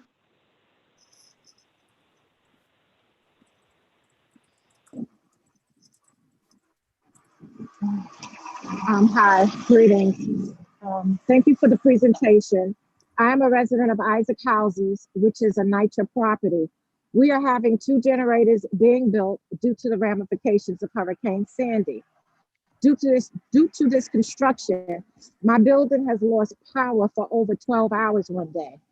Recently, an electrical room has been built on one of the ground floors of Isaac Houses, actually my building, which is a great concern to residents and myself. We are still experiencing elevator outages almost daily since the construction work of generators and the electric room as well. Should the residents and I be concerned with this electrical room being placed on the premises of our ground floor, especially knowing what we have learned historically since Hurricane Sandy in 2012? That's my question. So I'm certainly sympathetic of the situation you have there. It certainly doesn't sound tolerable in any way. I guess the complexity there is what the text is trying to achieve here, and what NYCHA has to actually sort of do within its own sort of remit. So I mean, the extent to what I can talk to that is the text part of it. And I mean, if I understood correctly, you're concerned that the ground floor would be used for a mechanical purpose. Is that correct? It's an actual electrical room that is built. They are already working out of it. They actually broke the bricks. There's a room on the ground floor. There's no apartments there, but they actually erected a room, which is a very concern. And we still are having elevator outages daily, pretty much. Yeah, so I mean, NYCHA would have to have a plan for how that can be done, because if they're installing an elevator room at ground floor level in the floodplain, electrical room. Yeah, I mean, at minimum, it would have to be dry flood proofed, because the building code would not allow them to put mechanicals down that low. So, you know, I would have to presume that they're required to adhere to the same conditions that any private owner is, where you couldn't actually put mechanicals or electrical in harm's way without having some sort of offsetting action, such as dry flood proofing. But I mean, again, I don't know the circumstances exactly there. I'm sorry. Okay, thank you. I'll look into it. I'm on it. Thank you. Thanks, Andrea. Peggy, Will, would you unmute Peggy? I just want to say I'm very much in favor of Craig's resolution, with just one caveat, which is I'm not in favor of putting power systems in yards or other open space areas. As we all know, CB8 has among the least park and open space of any community in all of New York City. We should really take care of the open space that we have. So I'm wondering if there's anything we could add to the resolution that expresses our concern about the use of our prized open space for power systems and mechanicals. Is there something we can say in that resolution that expresses our long-standing concern at CB8 about our open space? Would you want to consider two resolutions, one for everything but putting mechanicals or other systems into open space, so that we can look at both of those separately? That's fine with me, just so long as there is that concern expressed, because CB8 has long been on the record as having an open space initiative to try to expand the open space in our community rather than shrink it. So whatever everybody wants, but it's very important, I think, to make that mention. Okay, well, we can hear from, I know Michelle and Tricia. You all have already asked questions, but I have a couple, and then we could go back to you if I haven't covered yours already. I must be missing something, Scott. There are already the provisions in the building code that mandate resiliency measures. Is that right? Yes, that's correct. It's in Appendix G.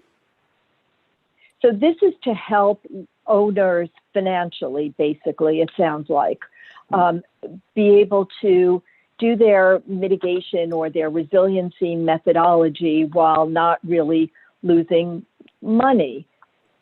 And there's even something about the cost. I had made a note. I think that it's an acknowledgement that the requirements of the building code to become actually resilient are extremely cumbersome and expensive. So I wouldn't so much say that it's an effort to make sure that they can't lose money, but more so a circumstance where, I think we're trying to incentivize owners that may otherwise do nothing and retain a building that is not resilient. It's trying to incentivize them towards perhaps actually doing something about it. So, circumstances like Adam raised just earlier, where, they have apartments in the floodplain, and we're using the tools that we have to try and make sure that people are actually responsive to that, because yes, it's in the building code, but until any sort of substantial upgrade is made, that building doesn't have to comply with that part of the building code specifically. And those people, at least that are on the lower floors, are going to keep living within a high risk flood zone. So I would say the incentive is more directed at, trying to change that circumstance and acknowledging that the ability to do that is quite cumbersome, rather than strictly, categorizing it as we don't want owners to lose money. So I have some concerns. One, because we know how developers respond to anything where there may be a loophole, because you worked on the mechanical voids loopholes, and we've seen other instances, plenty of instances of loopholes being exploited. So I'm wondering if the language in this is tight enough to prevent that. The other thing is, doesn't insurance incentivize owners to make their buildings resilient? Because if they don't, aren't there insurance issues for them? Yes, certainly. If the more resiliency provisions they include within their building, I think that if I understand it properly, the less insurance they're able to pay, particularly if they become fully compliant with Appendix G. The exact incentive that provides, I think we are acknowledging within the text is not sufficient for people to be taking action. So this is trying to provide extra incentive in that sense. The first part of your question there, I missed. I'm sorry, Alita. I don't even remember at this point. I'm sorry. I have a slew of them. It's just about insurance, that not only if they comply, do they have to pay less insurance, but it may be that if they don't comply, they're not covered by their insurance policy. Maybe their policies mandate requirement with the most recent building codes for resiliency if they're in a flood zone. So it feels like there's some kind of giveaway here, but I can't really put my finger on it because I'm not knowledgeable enough about this. I'm also wondering, and maybe I'm just missing the boat entirely on this, is making buildings resilient, does that affect any rent issues with rent regulation or the ability to evict tenants if they're now spending a lot of money or upgrading to comply with the building codes? Great question. And I think that issue has been explored a lot with, people making just general upgrades to their building. But at least my understanding is that if you're a rent controlled tenant, making upgrades, be it, resiliency related or otherwise, doesn't give you the ability to suddenly revoke that rent controlled status. But if that's a particular concern of the board, then certainly something that is suitable to be put in your resolution if you would like that. And similar to the other question, we're happy to follow that up. But I really suspect that making these upgrades does not get you out of some sort of rent regulation from an owner's perspective. As to the insurance, I'm certainly. Sorry. No, you're not finished yet, so you go ahead. Yeah, as to the insurance, I'm not sure if, say a building that is in the floodplain and continues to be non-compliant with Appendix G of the building code, whether it pays more insurance or just cannot be insured. I don't know. I would have to follow that up unless Aska perhaps knows the answer to that. As far as I know, any from federal law, any building in the floodplain has to have flood insurance, and I don't think it's tied directly to resilient building or not. But we can confirm that. There may be other types of insurance as well. I'm certainly no expert in that, and I'm no expert in any of the rent and housing issues. But as a board, we're very concerned about affordable housing and the loss of rent-regulated apartments, and there has been a considerable amount. So I just don't understand really the intersection between the building codes and compliance and ability to or desire to do work and changes in possible rent. I'm almost done. So they can use the basement or whatever you call it if it's wet flood-proofed for parking, which may be of extreme financial benefit, not extreme, but financial benefit to owners.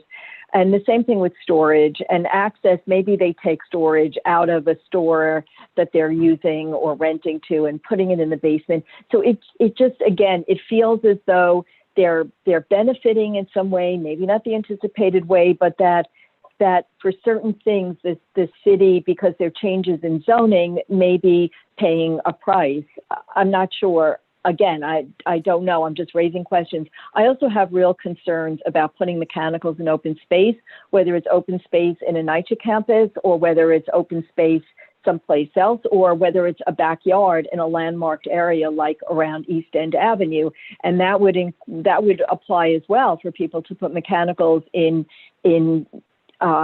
storage spaces in a backyard in a landmark building where there are, in a landmarked or historic district where there are requirements. And I'm sorry if I sound argumentative. I do have a headache and that affects me a little bit. So, no, I think your points are very valid and are ones that I mean, we would certainly welcome as part of the public review process. And if we can clarify those, we will. I mean, your reference to a landmarked building or a building in a historic district, I think we covered a little earlier with the LPC process, which this text doesn't try and supersede. So that would still need to be considered, is my understanding. And as for the basement being used for parking or storage, I mean, really that's one of, a very few amount of uses that could actually be used for a space that was in the floodplain previously. So say those apartments that were vulnerable to flooding on the ground floor of a building were relocated elsewhere. There's little else that space could actually be used for if it's not parking or storage or access. And that's pretty much the three things that can be used that can be put into a wet flood-proofed space. So I mean, it's really just using the space that was there for something. It doesn't introduce a parking allowance that perhaps wasn't there previously. Those are just being identified as the uses that can be accommodated below the flood level because they are they pose less risk to actual human life. And I guess, and I'll just sum up by saying, people who buy in a floodplain understand what they're buying. And especially, I think, as Russell, and if I'm misspeaking, Russell, I apologize, especially for new owners buying into a floodplain, they know what they're getting. And here they're getting some other benefit. While we've seen on the Upper East Side, and you know that because we're looking for a height limit, buildings that are very large, buildings that cast shadows, that cut off light and air, that affect people in the way they live, and yet there's nothing to help those people. Or businesses that are lost because their building is torn down for another building going up. And so, not to say that this is wrong, because I understand what Craig is saying and what Adam is saying, but that there's not a balanced approach to zoning and helping people that are impacted by what's going on around them. And in the same way that coastal flooding is something that's not anticipated or not sought after by building owners, neither is the impact on their properties by the rampant construction. And it's not development, but it's development that may be inappropriate for a neighborhood that's already so dense and congested. And yet there are not consequential benefits to other families and other businesses in that district. So I'll end with that. And I see that we, Kaz and Elaine and Chuck have not yet said anything. So let's go to Kaz in that order, Kaz and Elaine and Chuck. Will, please, Kaz. Thank you. And thank you again, Scott, for the presentation. Yeah, I'm not going to have any comments. I'll keep it brief. But to what extent have third parties been involved in formulating this plan?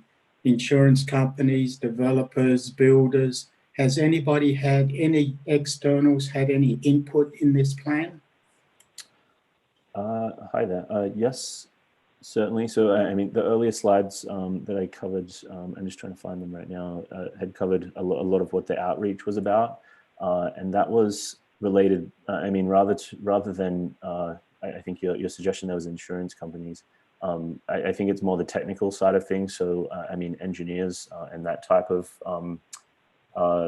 portion of the industry is really what was part of the consultation there, as well as the broader community and elected officials. Sorry, I'm struggling to find this here. Here we go. So yeah, I mean, like at least this slide is talking about architect workshops and civil associations and things like that. But I mean, I couldn't speak to whether insurance companies were directly related, but I mean, it's obviously a relevant area of expertise that the specialists that we have within the department would have to reach out to properly understand what they're zoning for. So, I mean, I would certainly assume that is the case, but I mean, I wasn't directly involved in them, so I couldn't confirm for them. Thank you, Scott. Kaz, is that okay? Yeah, okay. Elaine? Will, you need to unmute her. Thanks. I did it. FEMA is a voluntary insurance program. You're only required to take the flood insurance and get it privately or through FEMA if you're eligible when you have a mortgage. So when we look in our area, it would be the buildings looking at flood insurance for the building, and then individuals who may be renting or co-op condo owners seeking their own insurance. The issue is when Sandy happened, the basements, and that's what I'm concerned with this whole proposal, that for many were parking garages all flooded, in addition to the homes, towers, etc. But that's where the insurance comes in. So it's an individual decision that's made, mandated by whether you have a mortgage or not. If not, then you're going to have communities not covered. And then there's the question, should the government, meaning us as taxpayers, be covering locations that chose not to have coverage because they didn't have a mortgage? Thank you. Okay, that wasn't a question, but thank you.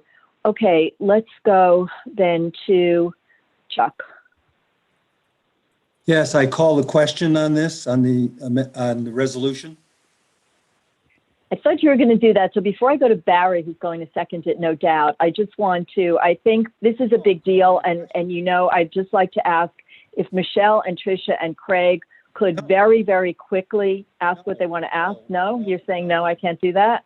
No, I'm calling the question. I'm not taking it back. It's enough already. Well, I would disagree with you, but it's not up to me, and it's not up to you. We could take a vote on calling the question. I'm entitled to call the question if it's second, and then we'll vote on it. Second. Fair enough. Okay. Second, just use your Rebecca Lamorte was unmuted and she seconded it. Okay. All right. So then let's vote. Can you lower everyone's hands, Will, on calling the question? Okay. If you want to take a vote on the resolution, then don't do anything. If you don't want to do that yet because you feel that there is more to be said, then just raise your hand. Almost 2 hours. 2 hours. And this is a vote to call to question, not on the resolution. Yes, yes. Okay, Michelle? well, there doesn't seem to be a majority. We don't need to go through them, Rebecca. There aren't enough hands raised to object to to Chuck. So I guess we'll go ahead and vote if someone wants to. There is already a resolution. I don't know how expansive it is, Craig. If you want to, you made the resolution. If you want to have a second resolution on the issue of the open space that were raised by a number of people. Well, in terms of the open space, I just have one quick question. And and that is for Scott. Well, wait a second. If you're gonna wait, hold on, Craig, because if you're gonna do that, then we need to ask the other people who also had their hands raised. Then I won't. I think we should keep it as is, and if it doesn't get approved, then we can go beyond this, because I have a feeling that my understanding is that the open space issue is really, it's a last resort. It's not meant to encourage people to take any open space. It's really meant to be used in a situation where it's either where a building, a property owner doesn't really have another option in terms of how they're going to be able to make the changes to harden their property, and have to use that, as opposed to looking to just put it in the middle of an open space for the sake of doing it. So I have to believe that that's the case. And if that's the case, then I think we can just vote on the question on the resolution as is.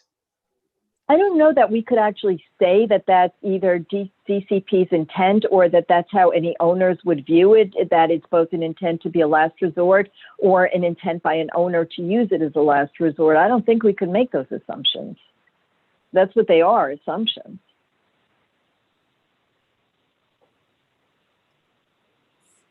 So I guess I'm a little stuck here. I know, I see the expression on your face, Chuck. Because there were a number of people who did want to see it as a second, as something, as an exception or something else other than the resolution. So, Barry. Well, how about we vote on the resolution right now? If someone wants to put a second resolution regarding the specifics of the open space question, then they can do that. And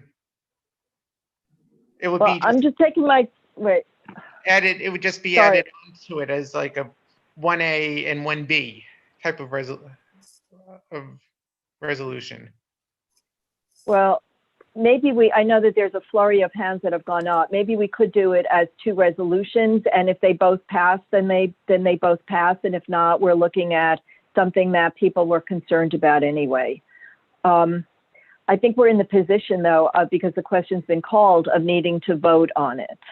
I think then we should vote on just on the plan as proposed, and then if someone wants to add on a second resolution, then I think it would be in order to do that, if I understand Robert's rules. Unless, Chuck, maybe you can help with this. Or Valerie, if Valerie is here. Valerie doesn't know. Listen. Valerie's not here. Listen. Okay, then we'll go back to you, Chuck. Look, why don't we follow the rules for a change? We called the question. Craig just had to state his motion, and it's out of order to get into that kind of discussion. We have to vote on Craig's motion. If someone wants to offer something after that, they can offer it. Okay. All right, so then let's do that. So, Rebecca, are you calling the roll? Yeah, let's lower all the hands.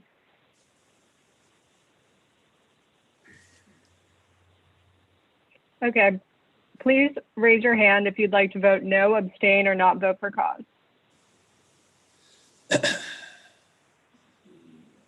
Russell? No. Michelle?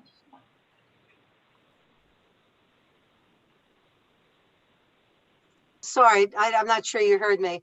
Abstain. May? Abstain. Alita? No. Sharon? No. Peggy? Abstain. Elaine?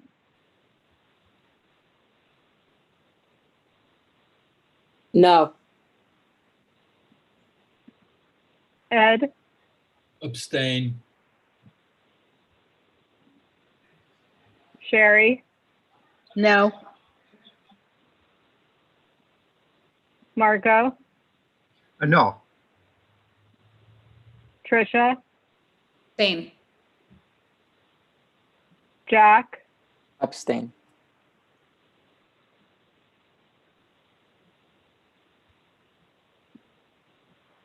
all right. So we'll count the vote. Trisha, did your hand went back up?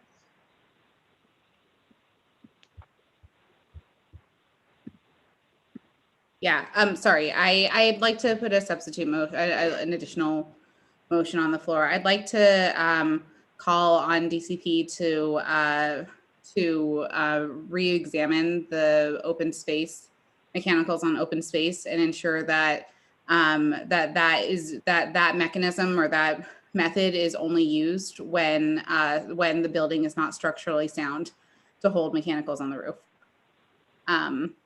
Or mandate that should mechanicals be put on open space, that there be another way to ensure that any neighborhood doesn't lose additional open space in the process. Is there a second? Can we get the first vote count? I second. Oh, yeah, sorry. Go ahead, Rebecca.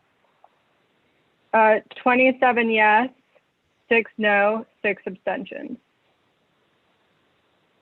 Okay, so that resolution carries.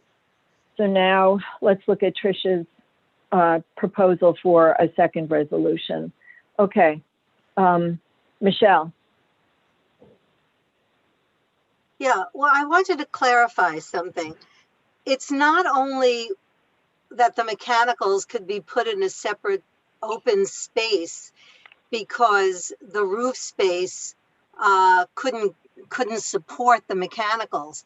If you remember the clarification, because I asked specifically, cost was the big issue, so that any landlord or any decision maker could decide to put it in a separate building in whatever the open space is. It could conceivably end up being a playground because it was cheaper. And that is my very big concern here. The other thing is, if mechanicals say can't go on the roof because the roof doesn't support it, and instead of putting it in open space, it could go in the basement, why can't one of those protective barrier walls protect the mechanicals if they're not necessarily in the most resilient location? So, you know, this is a very complicated plan.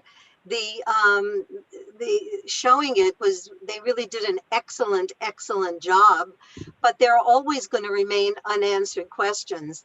But I really can't fully support putting it in open space in a building that looked like that one. Talk about a visual blight. Open space could mean playground. Open space can be anything. If you're counting on a resilience wall to protect hospitals and other locations, why can't you count on a resilience walls to protect mechanicals on the lower level when it's unfeasible for them to go on the roof? But I don't want cost to be an issue. And that leads me to another question. Are there any opportunities for government loans for landlords or owners for this? Is there any kind of a program like that to offset cost? And then finally, my understanding is there's no real repercussion if nobody complies. So am I wrong about that? It doesn't seem like the thing has any teeth anyway. But I'm not happy with all the decisions being based on cost, because then the community has to live with it forever because of a momentary decision about cost. So I'm not happy with it. Thank you. It didn't sound like there was a question for Scott in there. So let's just go to Elaine and then Marco and then Russell. No, I'm sorry. I didn't have my hand up. I must have done something wrong. Oh, it's okay. Marco, Russell, and then Anthony. Yeah, okay. The issues next. This proposal is just only for the buildings that face the waterfront. It's not inland proposal. This is a different discussion. When you start discussing about affordable housing, this is far away from affordable or rent stabilization housing or rent control. This is outside. We have 3 or 4 specific lots. We have Nacha on 92nd along with 90 buildings, asphalt green in that area. We have Adam Wall building, and we have the next building, which is a landmark too.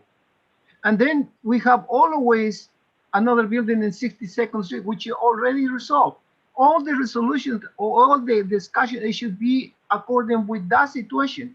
Anything is speculative in that part. That is not the scope of work of this proposal. It has to be very strict of that. 1 and 2. There is a lot of discussion that they talk about FEMA, they talk about insurance. Look, the only institution that insures these buildings is FEMA. Now there is a new building, the new insurance, commercial buildings, but they are very tricky, this kind of insurance. So they don't insure as FEMA does. So we don't need to go over there. Our discussion should be specifically in those areas. The other buildings that are inland, this is not part of the proposal. It has to be very clear.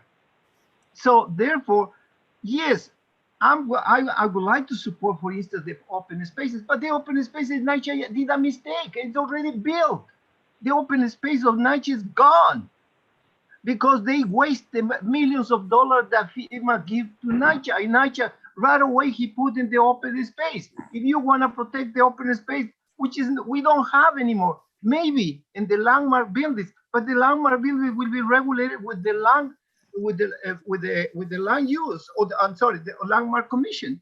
So we are raising issues that is not relevant to this proposal, and they raise about issues such as building code that has nothing to do in this proposal. We have to be very specific our discussion, and we have to target in order to reach a good level. My perception is in this case, we should have recommend the approval. Why? Because the issue is the other communities is good for the other communities.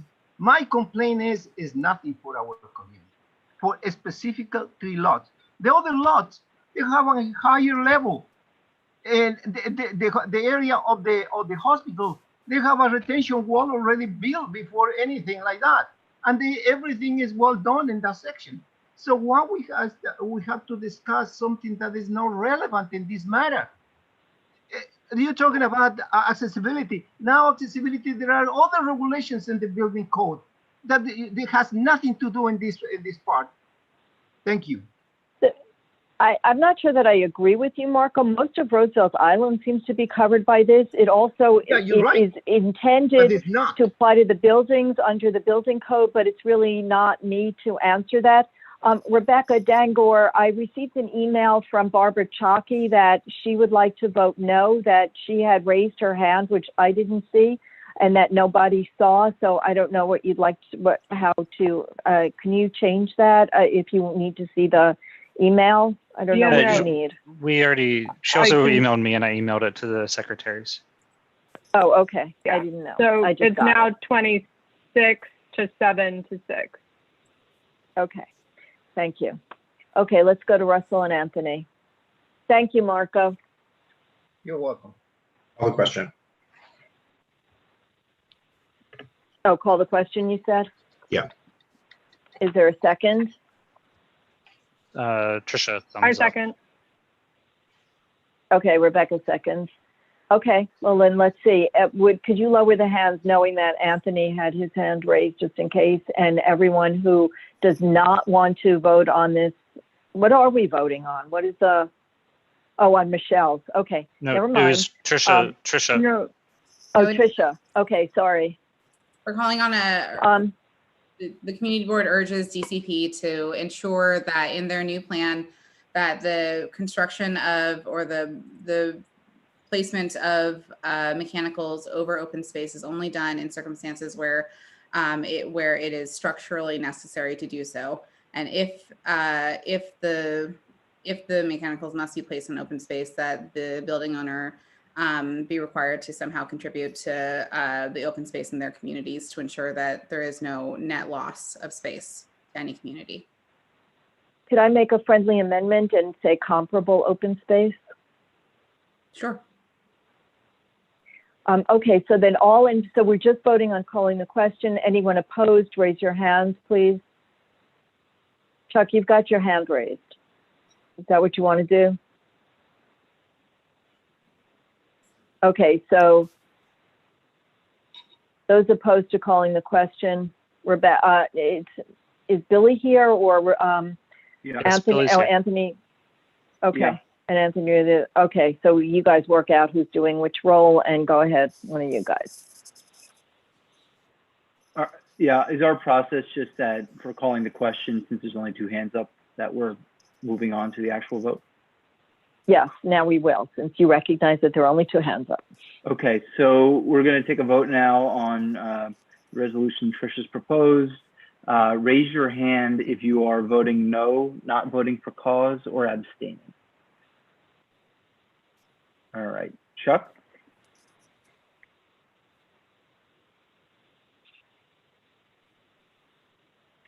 No. Thank you. Lowell Barton?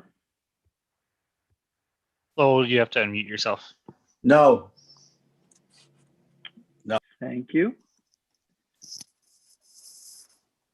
Any other hands? Seeing none, we'll tally the vote. Thank you. Okay, while Billy's doing that, Scott, and I'm so sorry, again, names, I'm really bad. Your colleague, Scott. Oscar.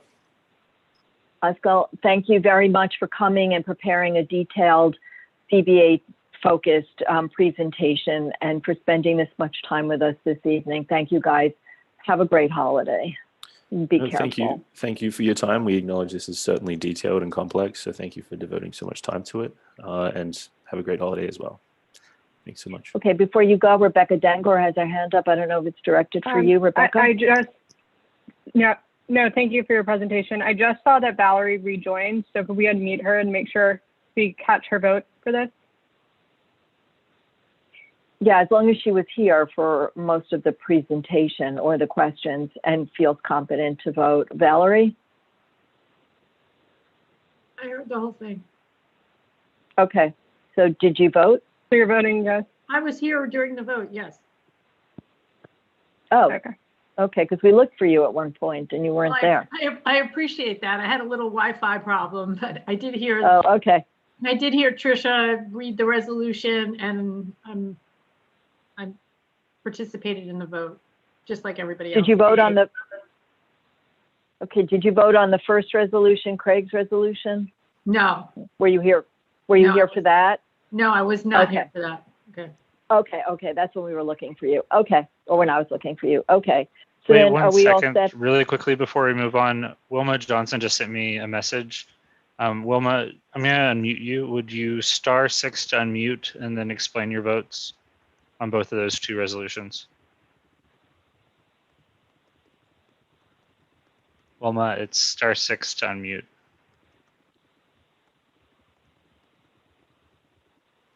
Just want to get it before we move on. I'm sorry. No, we should absolutely. Wilma Johnson, Wilma, if if you you're, yeah. did she call? Just send Did me she a call you, text. Will? A text. So can she vote by text if she's having trouble with this? I'll send her a response saying to just explain her vote. Okay, and then you could read that into the recording, so we have it, and for the secretaries, for Rebecca, and for Billy.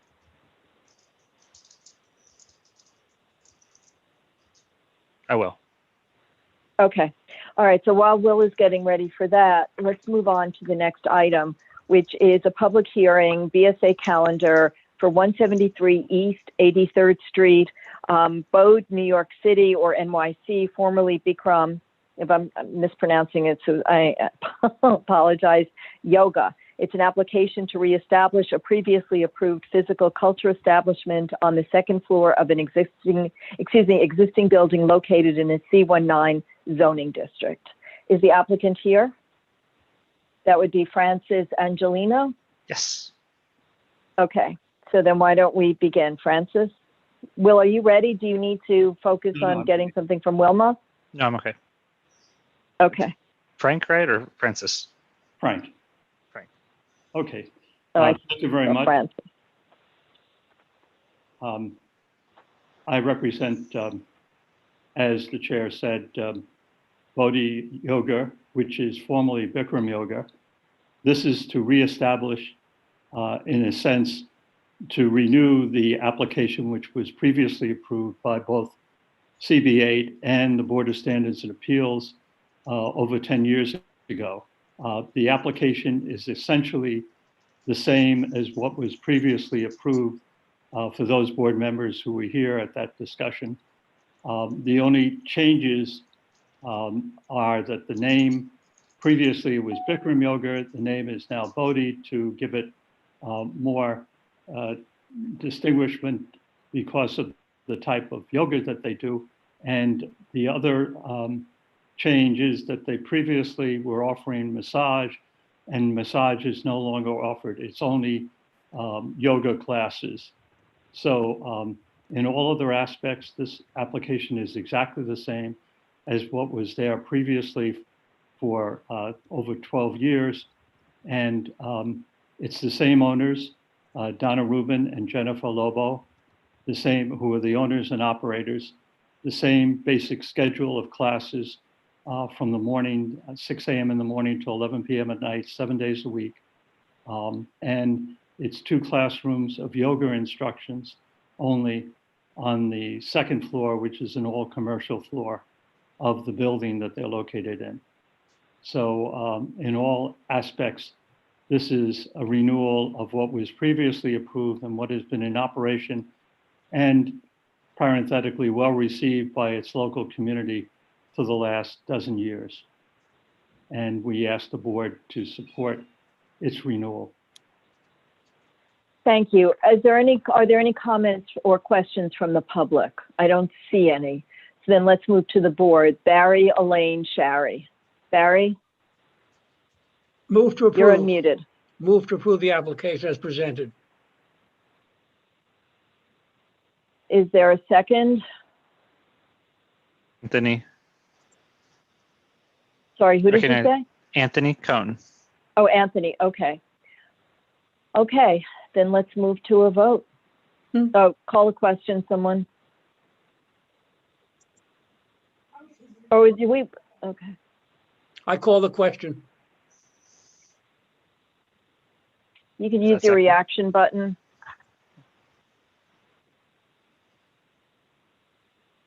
Rebecca Dangor.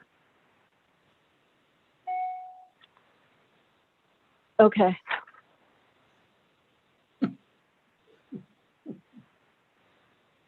Please They're raise your giggling hand. somewhere.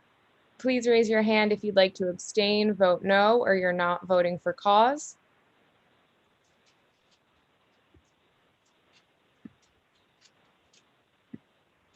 Going once, going twice. Seeing no hands, everyone will be recorded as a yes vote. Thank you. Thank you, Rebecca. Thank you, Frank. Thank you very much. Okay. Thank you. Good night. Happy holidays. Good night. Thank you. Good night. Thank you. Good night. Okay, the next one is public hearing on the BSA calendar for 243 East 59th Street. It's a renewal application for an existing advertising sign mounted on an existing building located in a C28 zoning district. Is the applicant here? Todd. Will, you know who you'll the just have applicant to- is? Yeah, Todd will have to unmute. There he is. Hi, good evening, everybody. Yeah, so as stated, this is an application to extend a term of a variance that permitted the reconstruction of an advertising sign. The subject site is East 59th Street and 2nd Avenue. Do you have any images, anything to share on the screen so that we could follow along? Let me see if I can share it. Hang on. I would say Thank that you. to place this advertising signs on the side of a 5-story building that is the end of the Queensboro Bridge. hang on a second. Let's see if we get the photos here.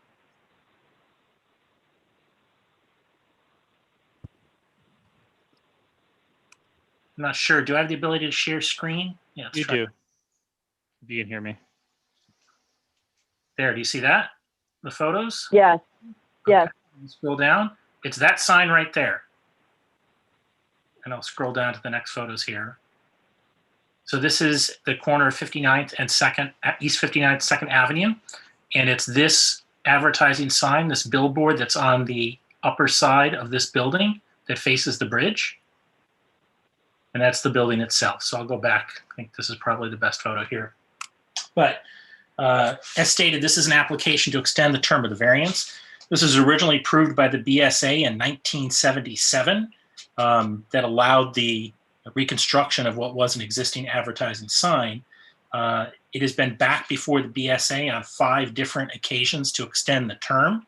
The most recent action was in October 2009, when it was extended for a term to expire July 19th, 2020. This application was filed before the expiration of term, but as we all know, things have slowed down during 2020, and we're finally before the board, the BSA, and I believe the first hearing is scheduled in January before the BSA. No changes at all are proposed to the location of the sign or the design of the sign. It is not an illuminated sign, but there are lights that are mounted just to shine on the sign that are directed away from all other uses in the area. I don't know if you can see them up there, but they basically just they lean over and point down onto the sign to provide a little bit of lighting, but it is not internally illuminated. As I said, we're proposing to extend the term of the variance. Historically, the BSA has granted 10-year terms most recently. In the past, it's been 5 years or 15 years. We're seeking a 10-year term. However, if the BSA is open to a longer term, we would take that term. I'm happy to answer any other questions about the application. Okay, let me just pull up the list. Okay, we have a couple Alita. of board members. Alita. Yeah, I'm here. I got a message from Judy Schneider that she's using Barry Schneider's computer. So I think if you're looking for a person from the public, it would actually be Barry Schneider, which is actually Judy. Oh, okay, because last time it was Barry, so it's very confusing. Okay, since Judy is from the public, let's go to Judy. But not you, Barry, just Judy. Hi there. Hi. This is my only comment, and then I'll give Barry back his chair. The sign has been up for many years. The last time they came to us, members of the community who live here in this part of the East 60s came, and no one had any objections. And I have not heard any objections from the East 60s neighborhood members about this sign, so we are in support of this. We see no reason for him not to I am in support of this, and I think the association is. It's gotten no complaints. See no reason for it not to continue in use. And now I am turning my chair back to Barry. Not yet. I mean, yes, you can, but Barry, you gotta wait a minute. Elaine, go ahead. I just want to know, what is the sign? I can't see what it is. It changes depending on who chooses to rent advertising space. Currently, it is for, I don't know how to pronounce it, Longines watches. I don't know if we've got a close-up photo here. Let me see if I can do it. But currently, it's just a watch advertisement for there you go. But it will change. It will change depending on,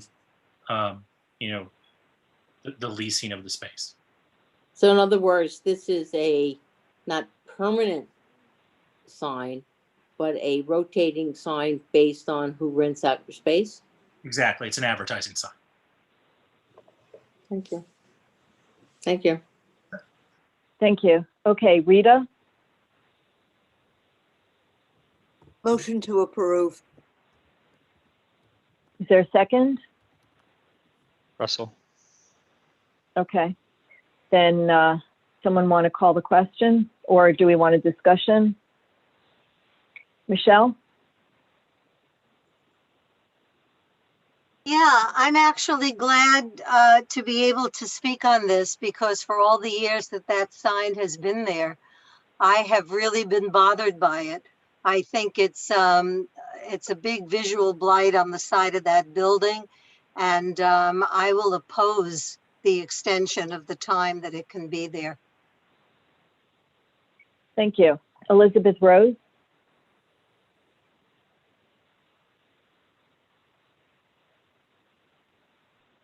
You're unmuted, Elizabeth.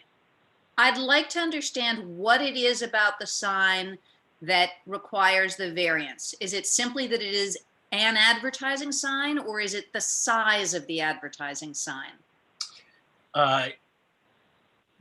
Advertising signs in general are not allowed in this particular district. This sign in particular was one that was grandfathered in. However, it exceeded the height and what was it? Let me double check here just to double check exactly what was listed on the resolution. Yeah, we can't hear you when you're faced away. I have to check my notes here. The variance was originally granted permitting reconstruction of the sign that exceeded the height districts at the time it was originally installed, which predated the current zoning resolution. So the variance is required because you are correct, advertising signs aren't allowed as of right. And this one was grandfathered in, but it did require the reconstruction, which is why the variance was granted originally. As I said, that was in 1977. So the sign has been there at least under the BSA purview for 43 years and even longer. I don't have the exact date, but prior to 1961, before that. So it's clearly, it's not a permanent sign. There's modern technology. It can change with fair amount of frequency, I would imagine. Effectively, why should this sign be kind of permanently grandfathered? Because that is the process that we are in. Well, I mean, why shouldn't at some point the variance go away? The variance would go away if the sign were not used. Generally, the general principle with grandfathered uses under the zoning resolution, not just this sign, but all uses. Let's say you had a commercial use in a residential district. You are permitted, pursuant to the resolution, to continue the use as long as there's no interruption. The interruption time frame is 2 years. So if this sign were not to be used for 2 years, then the grandfather provision would be abandoned. But again, I don't want to mix too much the idea of just a true grandfather sign. Since this is now under the BSA's purview, it would be if the term were not renewed. I believe, I don't know if they ever cited the 2-year grant in any of the older resolutions. I don't believe so, but the short of it is that for this sign to be removed now, it would have to be expiration of the term, and the property owner would not choose to seek to file for an extension of term. Okay, thank you. Very helpful. Valerie? You skipped over Russell a couple of times. I don't know if you want I to. know. I thought his hand was up still from the from his motion to approve before. He gave a thumbs Russell, up if for you. that. Oh, I didn't see that. Okay, then my apologies. Russell, let's go. Unmute him, please. I'll call the question. There you go. Okay, is there a second? Chuck Warren. Okay, then are there votes on calling the question? Anyone, let's take down hands. Okay, is there anyone opposed to going straight to a vote? No. Okay. Rebecca, are you doing this one? Yeah, so if you'd like to vote no, abstain, or not vote for cause, please raise your hand. Sherry, No. Michelle, No.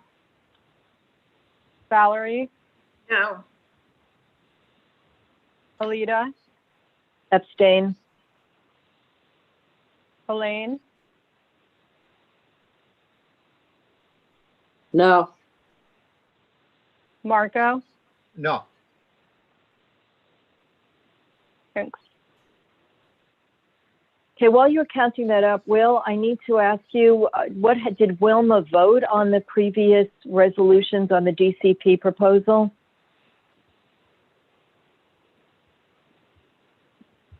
Sorry. We can try unmuting her again. Wilma, *6 to unmute.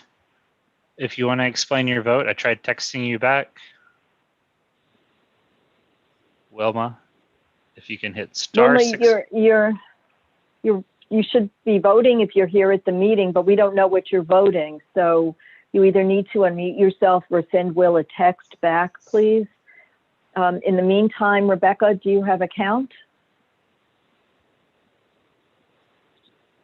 Almost. But Okay. maybe Billy. No pressure.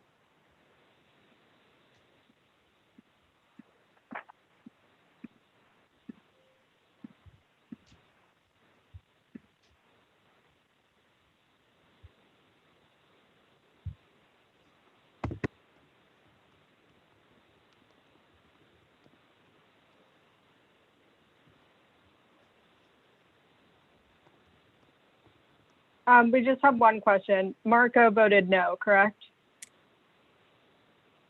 Marco, Great, could that's you what I thought. confirm? Okay. Yes, that's correct. No. Okay. So it's 35 to 4 to 1. Okay. Thank you. And Wilma, I see that you're still on the phone. You need to vote if you're going to vote during this meeting. And if you're not going to vote, you need to abstain or not vote for cause or something, but you're here, you're present. We need to have your vote. So please either unmute yourself and explain your vote or send Will a text that he could read into the recording and for the public and board hearing right now, please. Okay, in the meantime, while Wilma's getting that done, let's go to the next public hearing on BSA calendar for Equinox Fitness at 330 East 61st Street, Street, Block 1345, Lot 16 and 37. It's an application to the Board of Standards and Appeals to extend the term of a variance permitting a physical culture establishment in an existing 5-story building at the subject site located in a C84 zoning district. Is the applicant here? I am here. It's Todd Dale again. Ah, there you are. You didn't leave. Okay. There you go. So as you stated, this is an application to extend the term of a variance that was previously approved, allowing the operation of a physical culture establishment, PCE, within an existing subcellar, cellar, and 5-story commercial building. This building, I'll flip to the photos. I don't know if you want to share the screen, is the Equinox that is located on a site that is between 61st and East 61st and East 60th Street. Excuse me for interrupting, but do you have images that you want us to look at? Because we're not seeing anything except you. If you're not familiar with the Equinox, I just, let me see if I can share. Hang on. Thank you.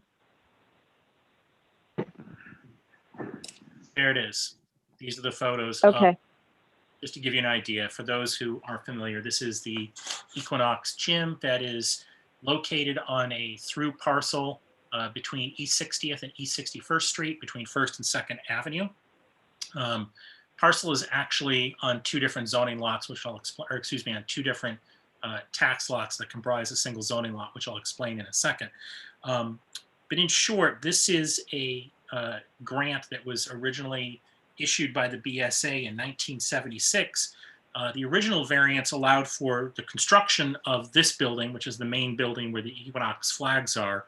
It allowed construction for a building that was encroached into a required rear yard and penetrated the sky exposure plane. And it was originally occupied by a tennis club. This was known as the Vertical Club. For those who've been in the area, for a long time. And then later on in 1979, an application was, 1979, an application was granted to amend the resolution to permit changes to the layout.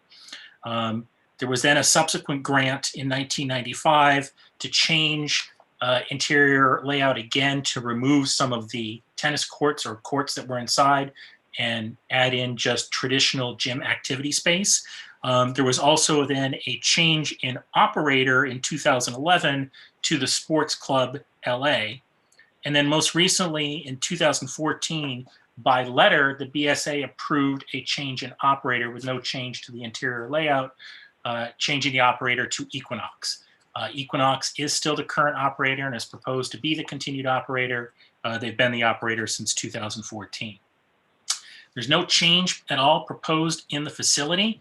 The main building, which is the subcellar, cellar, and 5-story building, is occupied entirely by the Equinox, except for a portion of the first floor, which has an eating and drinking establishment, which is not part of this grant. That is now an as-of-right use in the area.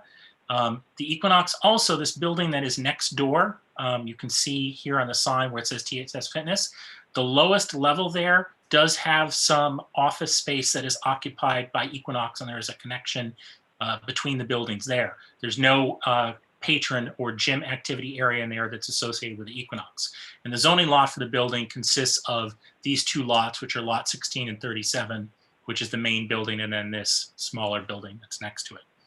As I said, the proposal is just to extend the term of the variance with respect to this PCE use only. Equinox is the operator. They don't propose any changes at all in operation. Obviously, under current circumstances, they're limited as to what they can do as far as operation. It changes.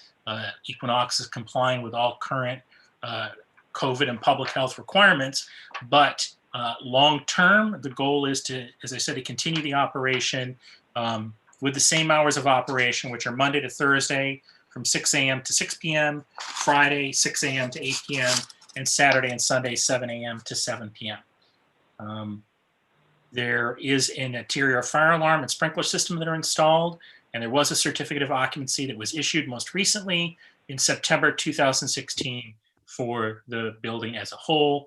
Upon grant by the BSA, should this extension of term application be granted, the CO would be updated to reflect the new term.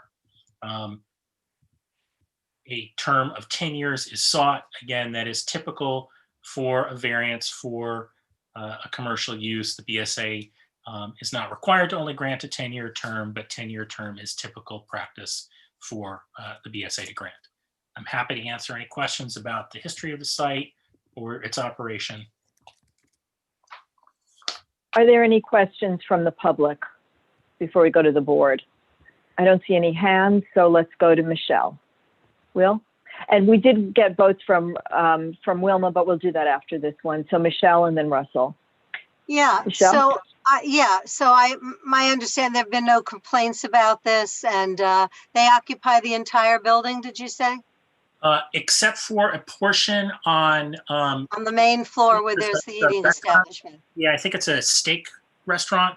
Okay, no, but they go to the top floor. They Correct. have, okay. So I will support this, but my question for you is this: is that signage legal? This signage is the signage as was approved by the BSA. This is a C8, I'm not sure if I said it, but it is a C8-4 district, which is very liberal with the amount of signage that's permitted. This signage that's shown right here is actually far less than could be placed on the building, but they're not proposing any changes, and this is similar to what was on the plans that were previously approved. But you're saying under the existing zoning that size is permitted? Because I'm thinking that this bar here is only allowed like 14 inches out from the building. I can't measure it, but it just looks overwhelming for the site. So I'm going to approve it because, I want the business to continue and there's no reason for it not to. But I know that we have, you know, the DOB doesn't have many inspectors going out these days or even before the pandemic to enforce signage rules and regulations. And so I'm just, you know, cognizant of that. And I wonder, just for general information, if you can get back to the board as to whether or not, what the measurements of those signs are and whether or not they are actually legal. Well, I would say that since they are reflected on the plans that were previously approved by the BSA, they are permitted because the BSA grant, you know, the BSA will generally only grant things that are, you know, relief for. I didn't think they dealt with the signage. Well, how's it? We just had a sign case, so they will deal with signage, but this signage is shown. I'm trying to see right now if I can figure out what the. Well, it's okay because I don't want to take any time about it because I plan to support I will it. send an email But to since Bill this is a about- topic that's of interest to the zoning committee, I would appreciate it if the board office could have that information. I will send an email And I think to Bill Todd, about sign regulations for the C8 district in reference to these signs. thank you, Todd. Okay, Russell and then Adam. Motion to approve. Is there a second? Adam, are you seconding? I see Rita. No, I had a question. Okay. Rita has Okay, a wave for a second. Rita had her hand waved. Okay. Yeah, so it's Go seconded. ahead, It just Adam. can continue on though. My question was, Okay.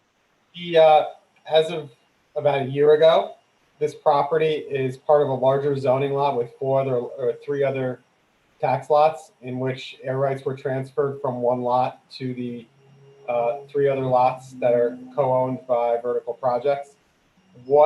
Is there a planned development that we should know about? Our office only represents Equinox as the tenant. I'm not familiar with any adjacent development of any adjacent property, so I wouldn't want to misspeak or speculate as to that. I can state, though, that as far as the subject building, there are no plans at all to change the physical structure of the building or any of the interior lighting. Okay. Barbara? Rudder?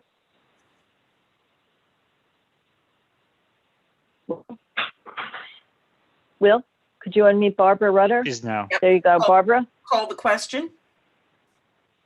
Second. Can you use your reactions, Will? Can Elizabeth you speak? Ashby has her virtual thumbs up. Okay, so let's, the question is called. I'm assuming that there are no objections to it, so let's just move to a vote. Okay, please raise your hand if you are voting no, not voting for cause, or abstaining.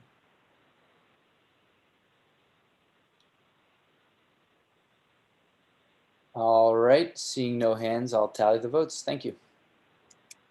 Thank you. Thanks, Todd. Sure, no Have problem. a happy holiday. I will just interject really quickly. I'll still send an email, but just so you know that in the C8 district, you're allowed signage that's 6 times the street frontage. So in this particular instance, they'd be allowed, I think, approximately 750 square feet of signage for each of the uses that's in there. I'll get the measurements on those signs, but those 3 signs and the signs that are on the door definitely do not exceed 750 square feet of signage. Thank you. Thank you. Thank you. Okay. As you know, let's just do Wilma's vote. Will, could you read out the email from Wilma, and for the secretaries, just to give them an opportunity to go back to the correct resolution? They know Rebecca has her hand up to probably do that. Okay, Yeah, Rebecca? The only change was to item 1, which was Craig's resolution. The final vote is now 25 yes, 8 no, and 6 abstentions. Okay, thank you. Valerie, you have your hand up. Go ahead. I wasn't able to ask this to Todd while he was speaking, but Adam asked the question about the 3 properties and the transfer of air rights. Can someone just explain to me if they know the answer to this? Todd was just asking for an extension of the use, but he didn't say that Equinox was actually the tenant, would be the tenant of record for the extension of use. So I'm a little, does the extension of use go whether Equinox is the tenant or not? I'm just curious. Does anybody know the answer to that?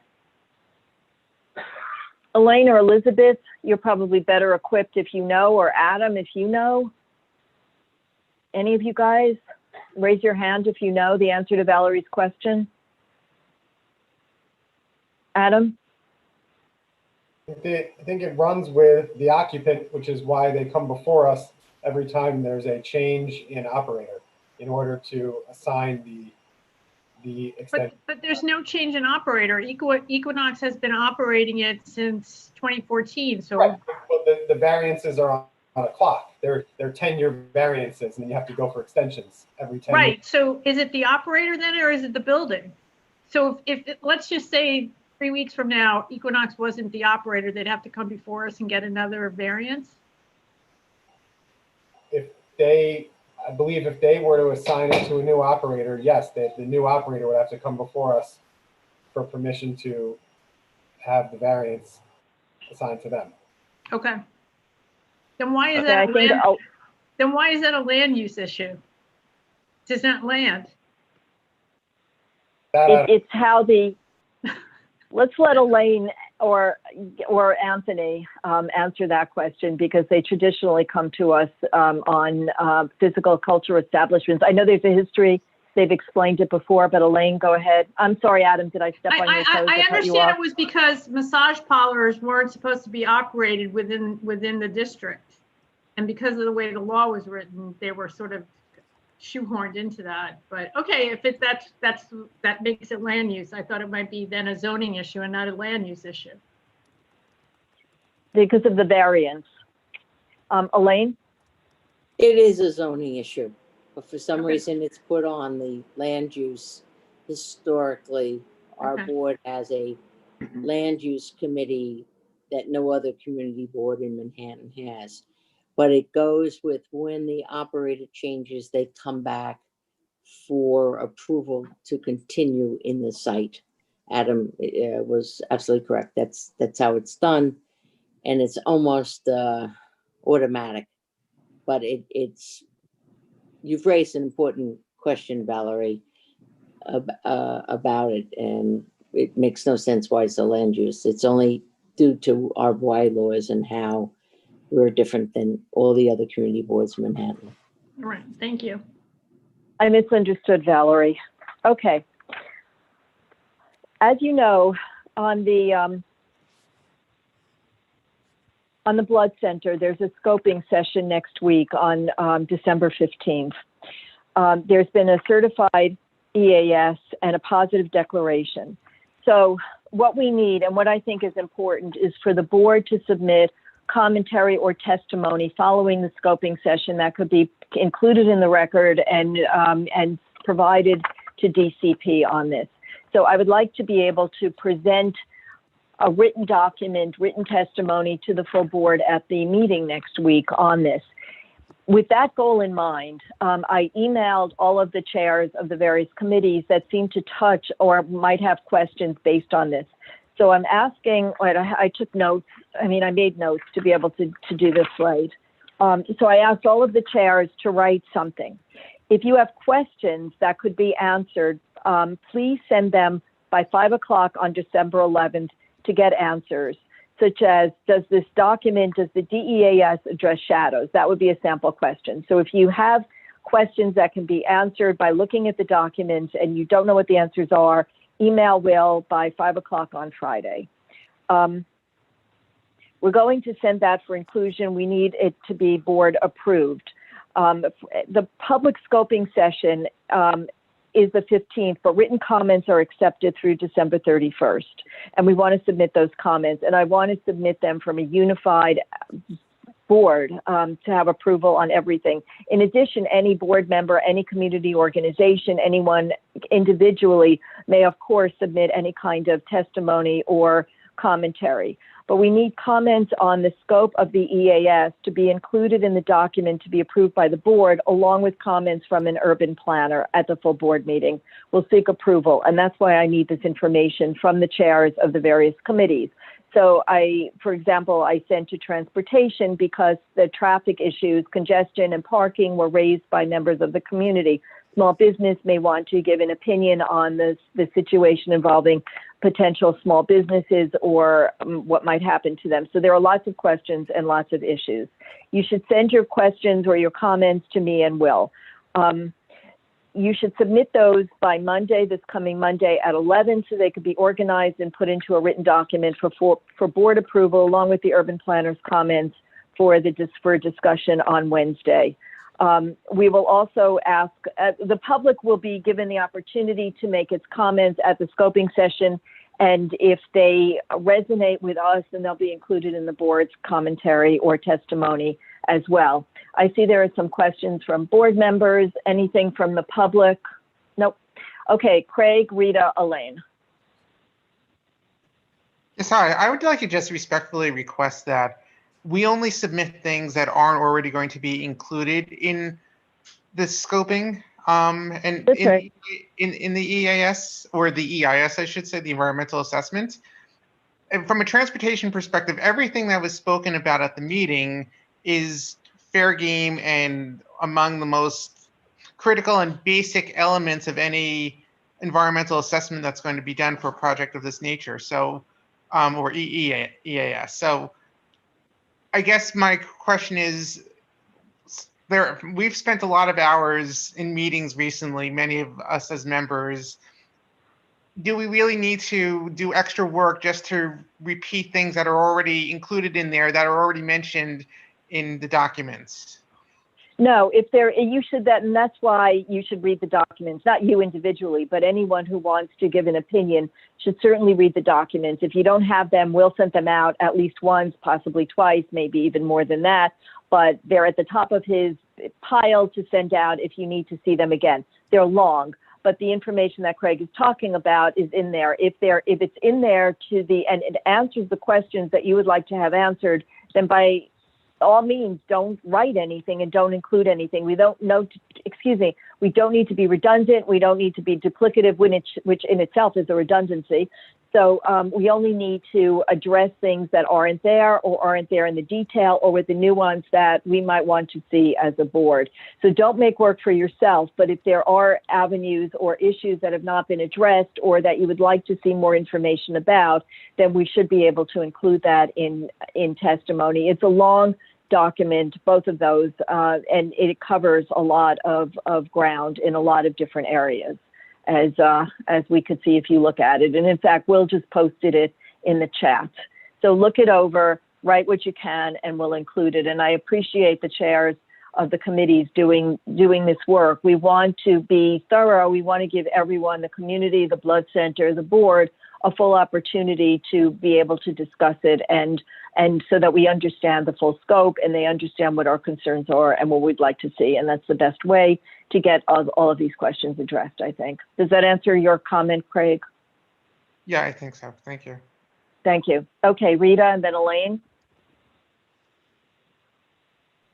I don't know if this belongs in there, but it appears to me that the community has not had the time that the blood center had in order to present something cohesive at the scoping session. The community needs to have experts there, and right now the community is not cohesive enough. I think that they're just being, herded into this. If this doesn't belong, let me know. If it does, then I'll write something. I'm going to ask Elaine to respond to you, Rita. I do want to say, though, that we sent out letters requesting a postponement. We asked the elected officials to support us in seeking a postponement precisely for the reasons that we want to be thorough, and it encroaches upon the holidays that we're asked to provide all of the testimony and the commentary by December 31st. So even though we're not traveling and we're not having big holiday parties, they are significant holidays. And so we want to be able to give this full attention. So Elaine, could you just respond to Rita's comment, please? Since you already have your hand up anyway, and then you could say what you'd like. Okay, thank you. Yes, Rita and I won't repeat that. We did ask for a postponement. We also asked the applicant to do it. I spoke to the lobbyist and asked them about it. They were to get back to me. The applicant does not communicate with us in any way. Last night at our major meeting on this, they did not come because they were busy, too busy, all of the team, to prepare for the scoping session.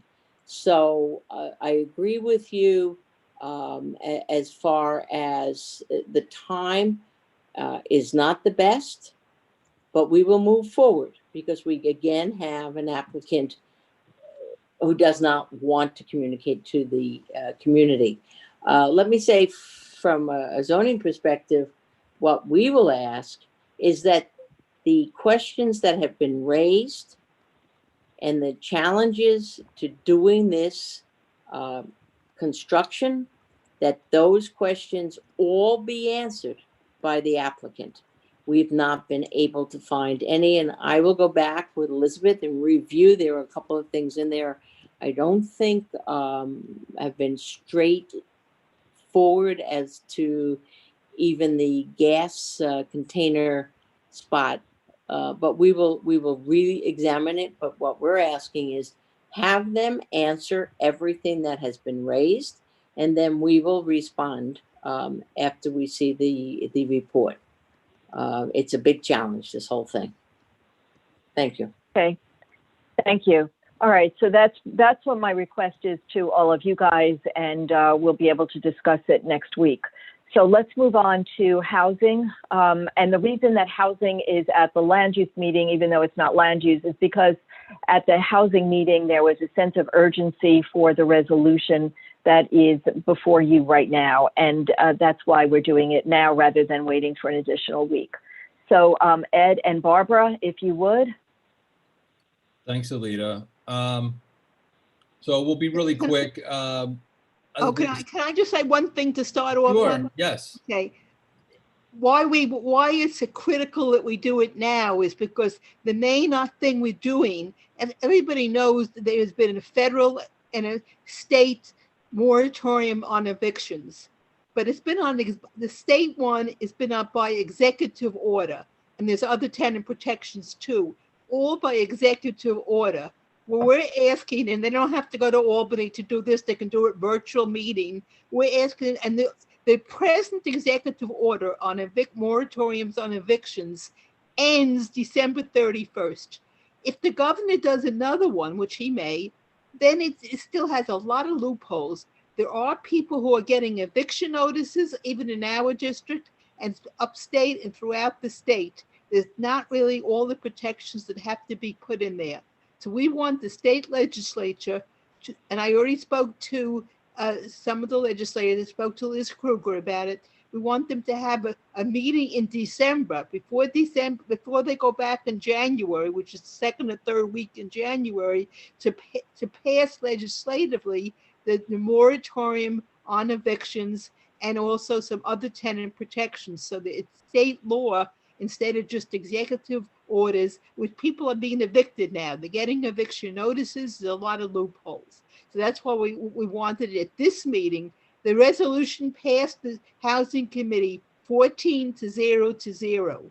And so we had a lot of participation, and I think it's crucial that we pass it today so we can get going on it and get the legislature to meet virtually. It's not going to be easy to get them to meet virtually. We want them to meet and finish the draft and finish the protections. Ed, it's all yours.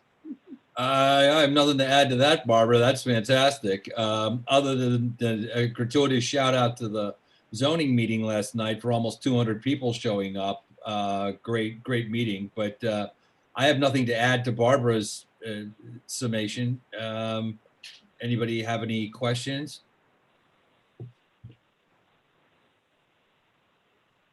The I motion's see on, Michelle. on the floor. Since the committee report, the motion's on the floor. I Okay, think Michelle? got the minutes and the resolution. Okay, then I'll call on Michelle. Yeah, I'm always concerned. I mean, while this sounds fine, I'm always concerned when we're voting on legislation that we haven't seen or a project that we haven't seen. It's a conceptual thing. So I would have to compare what the governor's executive order covered versus what legislation would cover. Yeah, It's being drafted. It's still being drafted. We have one. Well, that's why moratorium. No evictions allowed. That's the no, Barbara, you made the statement that it has loopholes. The implication being that a bill would not. All I'm saying is without knowing what it says, for me, it's difficult to vote on this. So I will abstain. Okay, no, and you raise a valid point, Michelle. And just so you know, when Sam Stein, who had come from the Community Service Society, I think I sent the board members also the report he did. We'll have something else on that early next year. We asked Sam because not much has happened, okay, since July. And let's put it in perspective. These executive orders, as we all know, are very temporary. They last for a little while, then they have to be renewed, all of these things. The underlying authority for the executive orders comes from the legislature, basically saying to the governor, you know, force majeure, all bets are off, you have whatever power you need. And I think Sam's point was the loophole with these executive orders is that the deadlines come and go. People don't know what they are. People are falling through the cracks.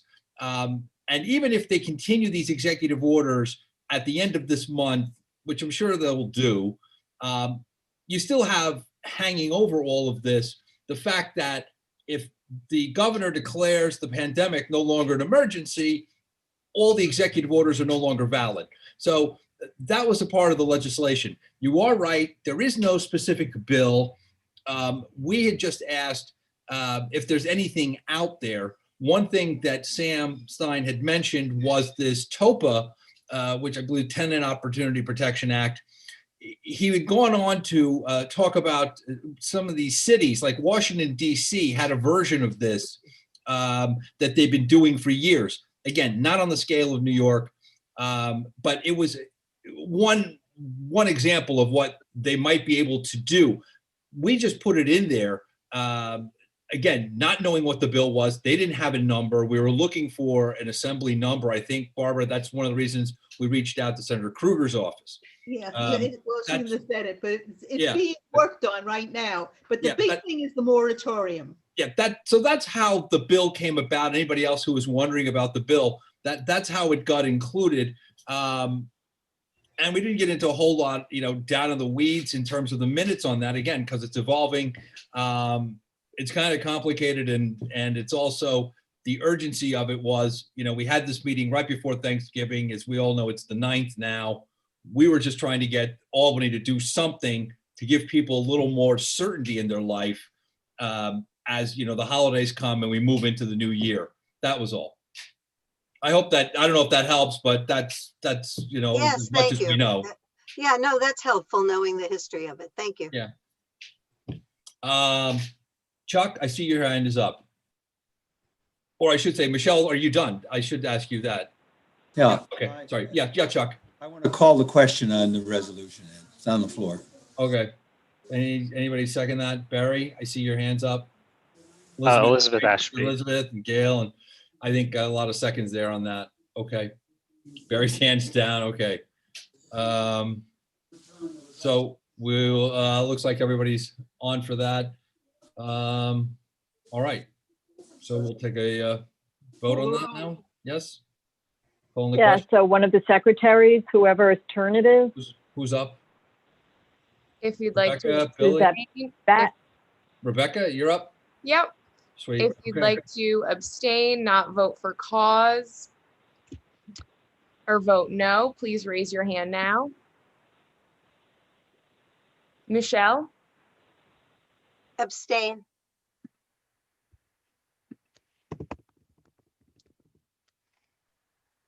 Seeing no other hands, everyone will be recorded as a yes vote. Thank you. Before I get muted, just a quick plug for Sam Stein's report at the CSS on the housing crisis. Very good stuff. And they have another report coming out at the beginning of next year. Anyway, I guess I'll see everybody next week. Thanks, Ed and Barbara. Thank you. And Ed, could you make sure either that you have the link or that Will has the link to that report from Sam Stein in case anyone wants it available? Yeah, I'll put it in the chat. Yeah, absolutely. Okay, thank you. Uh-huh. Okay, so I know we've been here for a while. Street Life should be pretty quick, I think. Let's do that tonight rather than waiting for next week. So is Abraham here? Abraham is not here, but Kaz ran that meeting. So if Kaz feels comfortable. No, I feel very uncomfortable at the moment. But not too uncomfortable to do this, right? No, it'll be quick. The whole lot were unanimous. So any questions? Anybody calling the question? Marco and Michelle have their hands up. I'm sorry, Michelle, if you have any question, but I'm calling the question. Thank you. It's seconded by Carolina Tejo. All in favor? No opposition? Let's call the roll. Okay, And if you'd again, like to vote no. Yeah, I think everybody's going to vote yes. Yeah. Oh, Like Kaz, vote don't influence. no, You're abstain, very or not persuasive, vote. Stella. You gotta wait. Preemptive. If you'd like to vote no, abstain, or not vote for cause, please raise your hand. Seeing none, all of the street life items passed unanimously. There was one other new business which came up as a surprise. The Green Kitchen wanted support for us to apply to SLA to reinstate their license. I think everybody saw the photos, the videos, everything that went on over summer, and apparently they had several violations and they did lose their license. We have asked them to come back in January, but that's not my decision. It's the chair and the co-chair. It was also interesting that they did sadly lose their father to COVID. I think it was in March. And for them to act the way they did over the summer, I don't feel very comfortable having them back. But that's up to the new chair and the co-chair and anybody else. Barbara.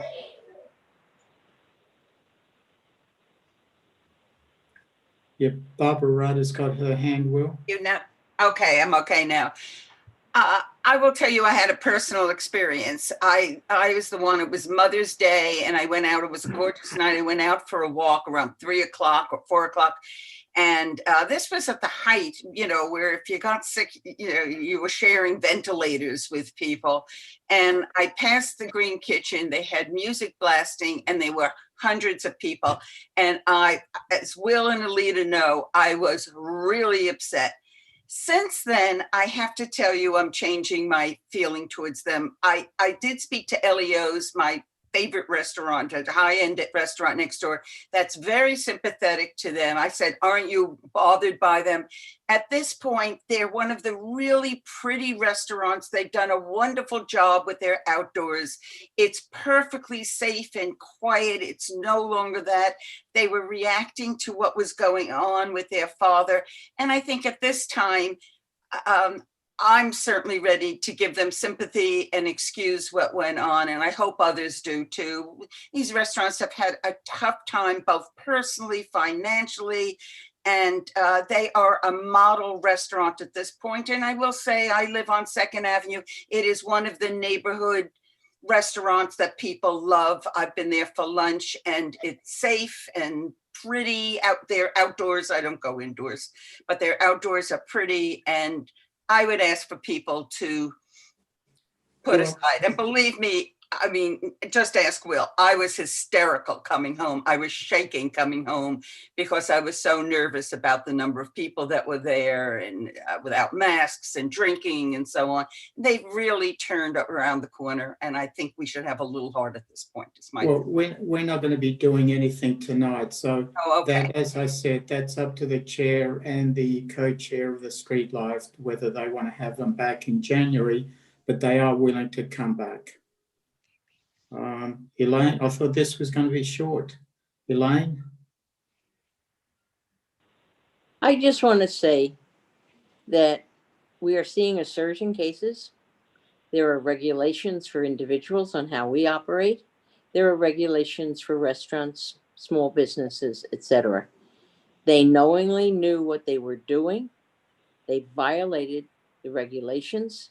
We are seeing an increase in restaurants doing this. They have been given great opportunity to build outdoor dining, which I find more like indoor dining because some of them even have doors on their little sheds. But I do not support any restaurant that violates the regulations that are in place from a public health safety perspective. Thanks. I think Russell was next before Sharon. Russell? Yeah, I was just going to suggest that additional comments about Green Kitchen just wait until the Street Life Committee next month, when it's, you know, probably going to be up and everybody can talk about it then. And, you know, there's no reason to sort of go through it in front of everybody here now. Thank you, Russell. I agree. And for that, for the record, we've sent them invites already. They've already said yes. They're going to flyer and everything, which was the main reason why it was delayed at Street Life. Okay, that's the end of Street Life. Thanks, Will. Thanks, Russell. Thanks, Alida. No, you're welcome. Before everyone goes, I just want to be sure, Sharon, were you going to respond to anything about the Green Kitchen? Then you should wait, or did you have a different comment? Oh, I'm sorry. Can you hear me? I just wanted to ask Barbara if she thought that the Green Kitchen would have changed its ways on its own without their liquor license being revoked. Could we hold that thought, Sharon, and wait until January? Thank you. Thank you very much. Will, could you just tell me, because I know that there is an HSS committee meeting, right? Or HSSS committee meeting the same night as the scoping. What time is the scoping, to be clear? It's in the daytime, but oh, it's in the daytime. Okay. Yeah. I think they're all at 2 p.m. Okay, so and they'll want to leave before the meeting starts. I wanted to be clear about a lack of conflict. Okay, is there any old business, Marco? It's at 2 p.m., by the way. Thank you, Will. Can I propose motion to adjourn? Hang on, you will as soon as I make sure that there's no old business. Okay. Thank you, Marco. I know everyone's eager to go. No old business? Any new business? Okay, hit it, Marco. Okay, motion to adjourn. Any second? Elaine? Russell. Okay, and Russell? Great. So, and Sharon, terrific. Okay, so we'll see you next week. Thank you. Have a great week. And please, for the people charged with it, just look over the DEAS. I appreciate it very much. Thank you. Adam, I'm hoping that was a second, because did you want to say something, No. Okay. All right. So then meeting is adjourned. Have a great weekend. See you soon. Thank you. Thank you very much, Will. Again, an evening of hard work.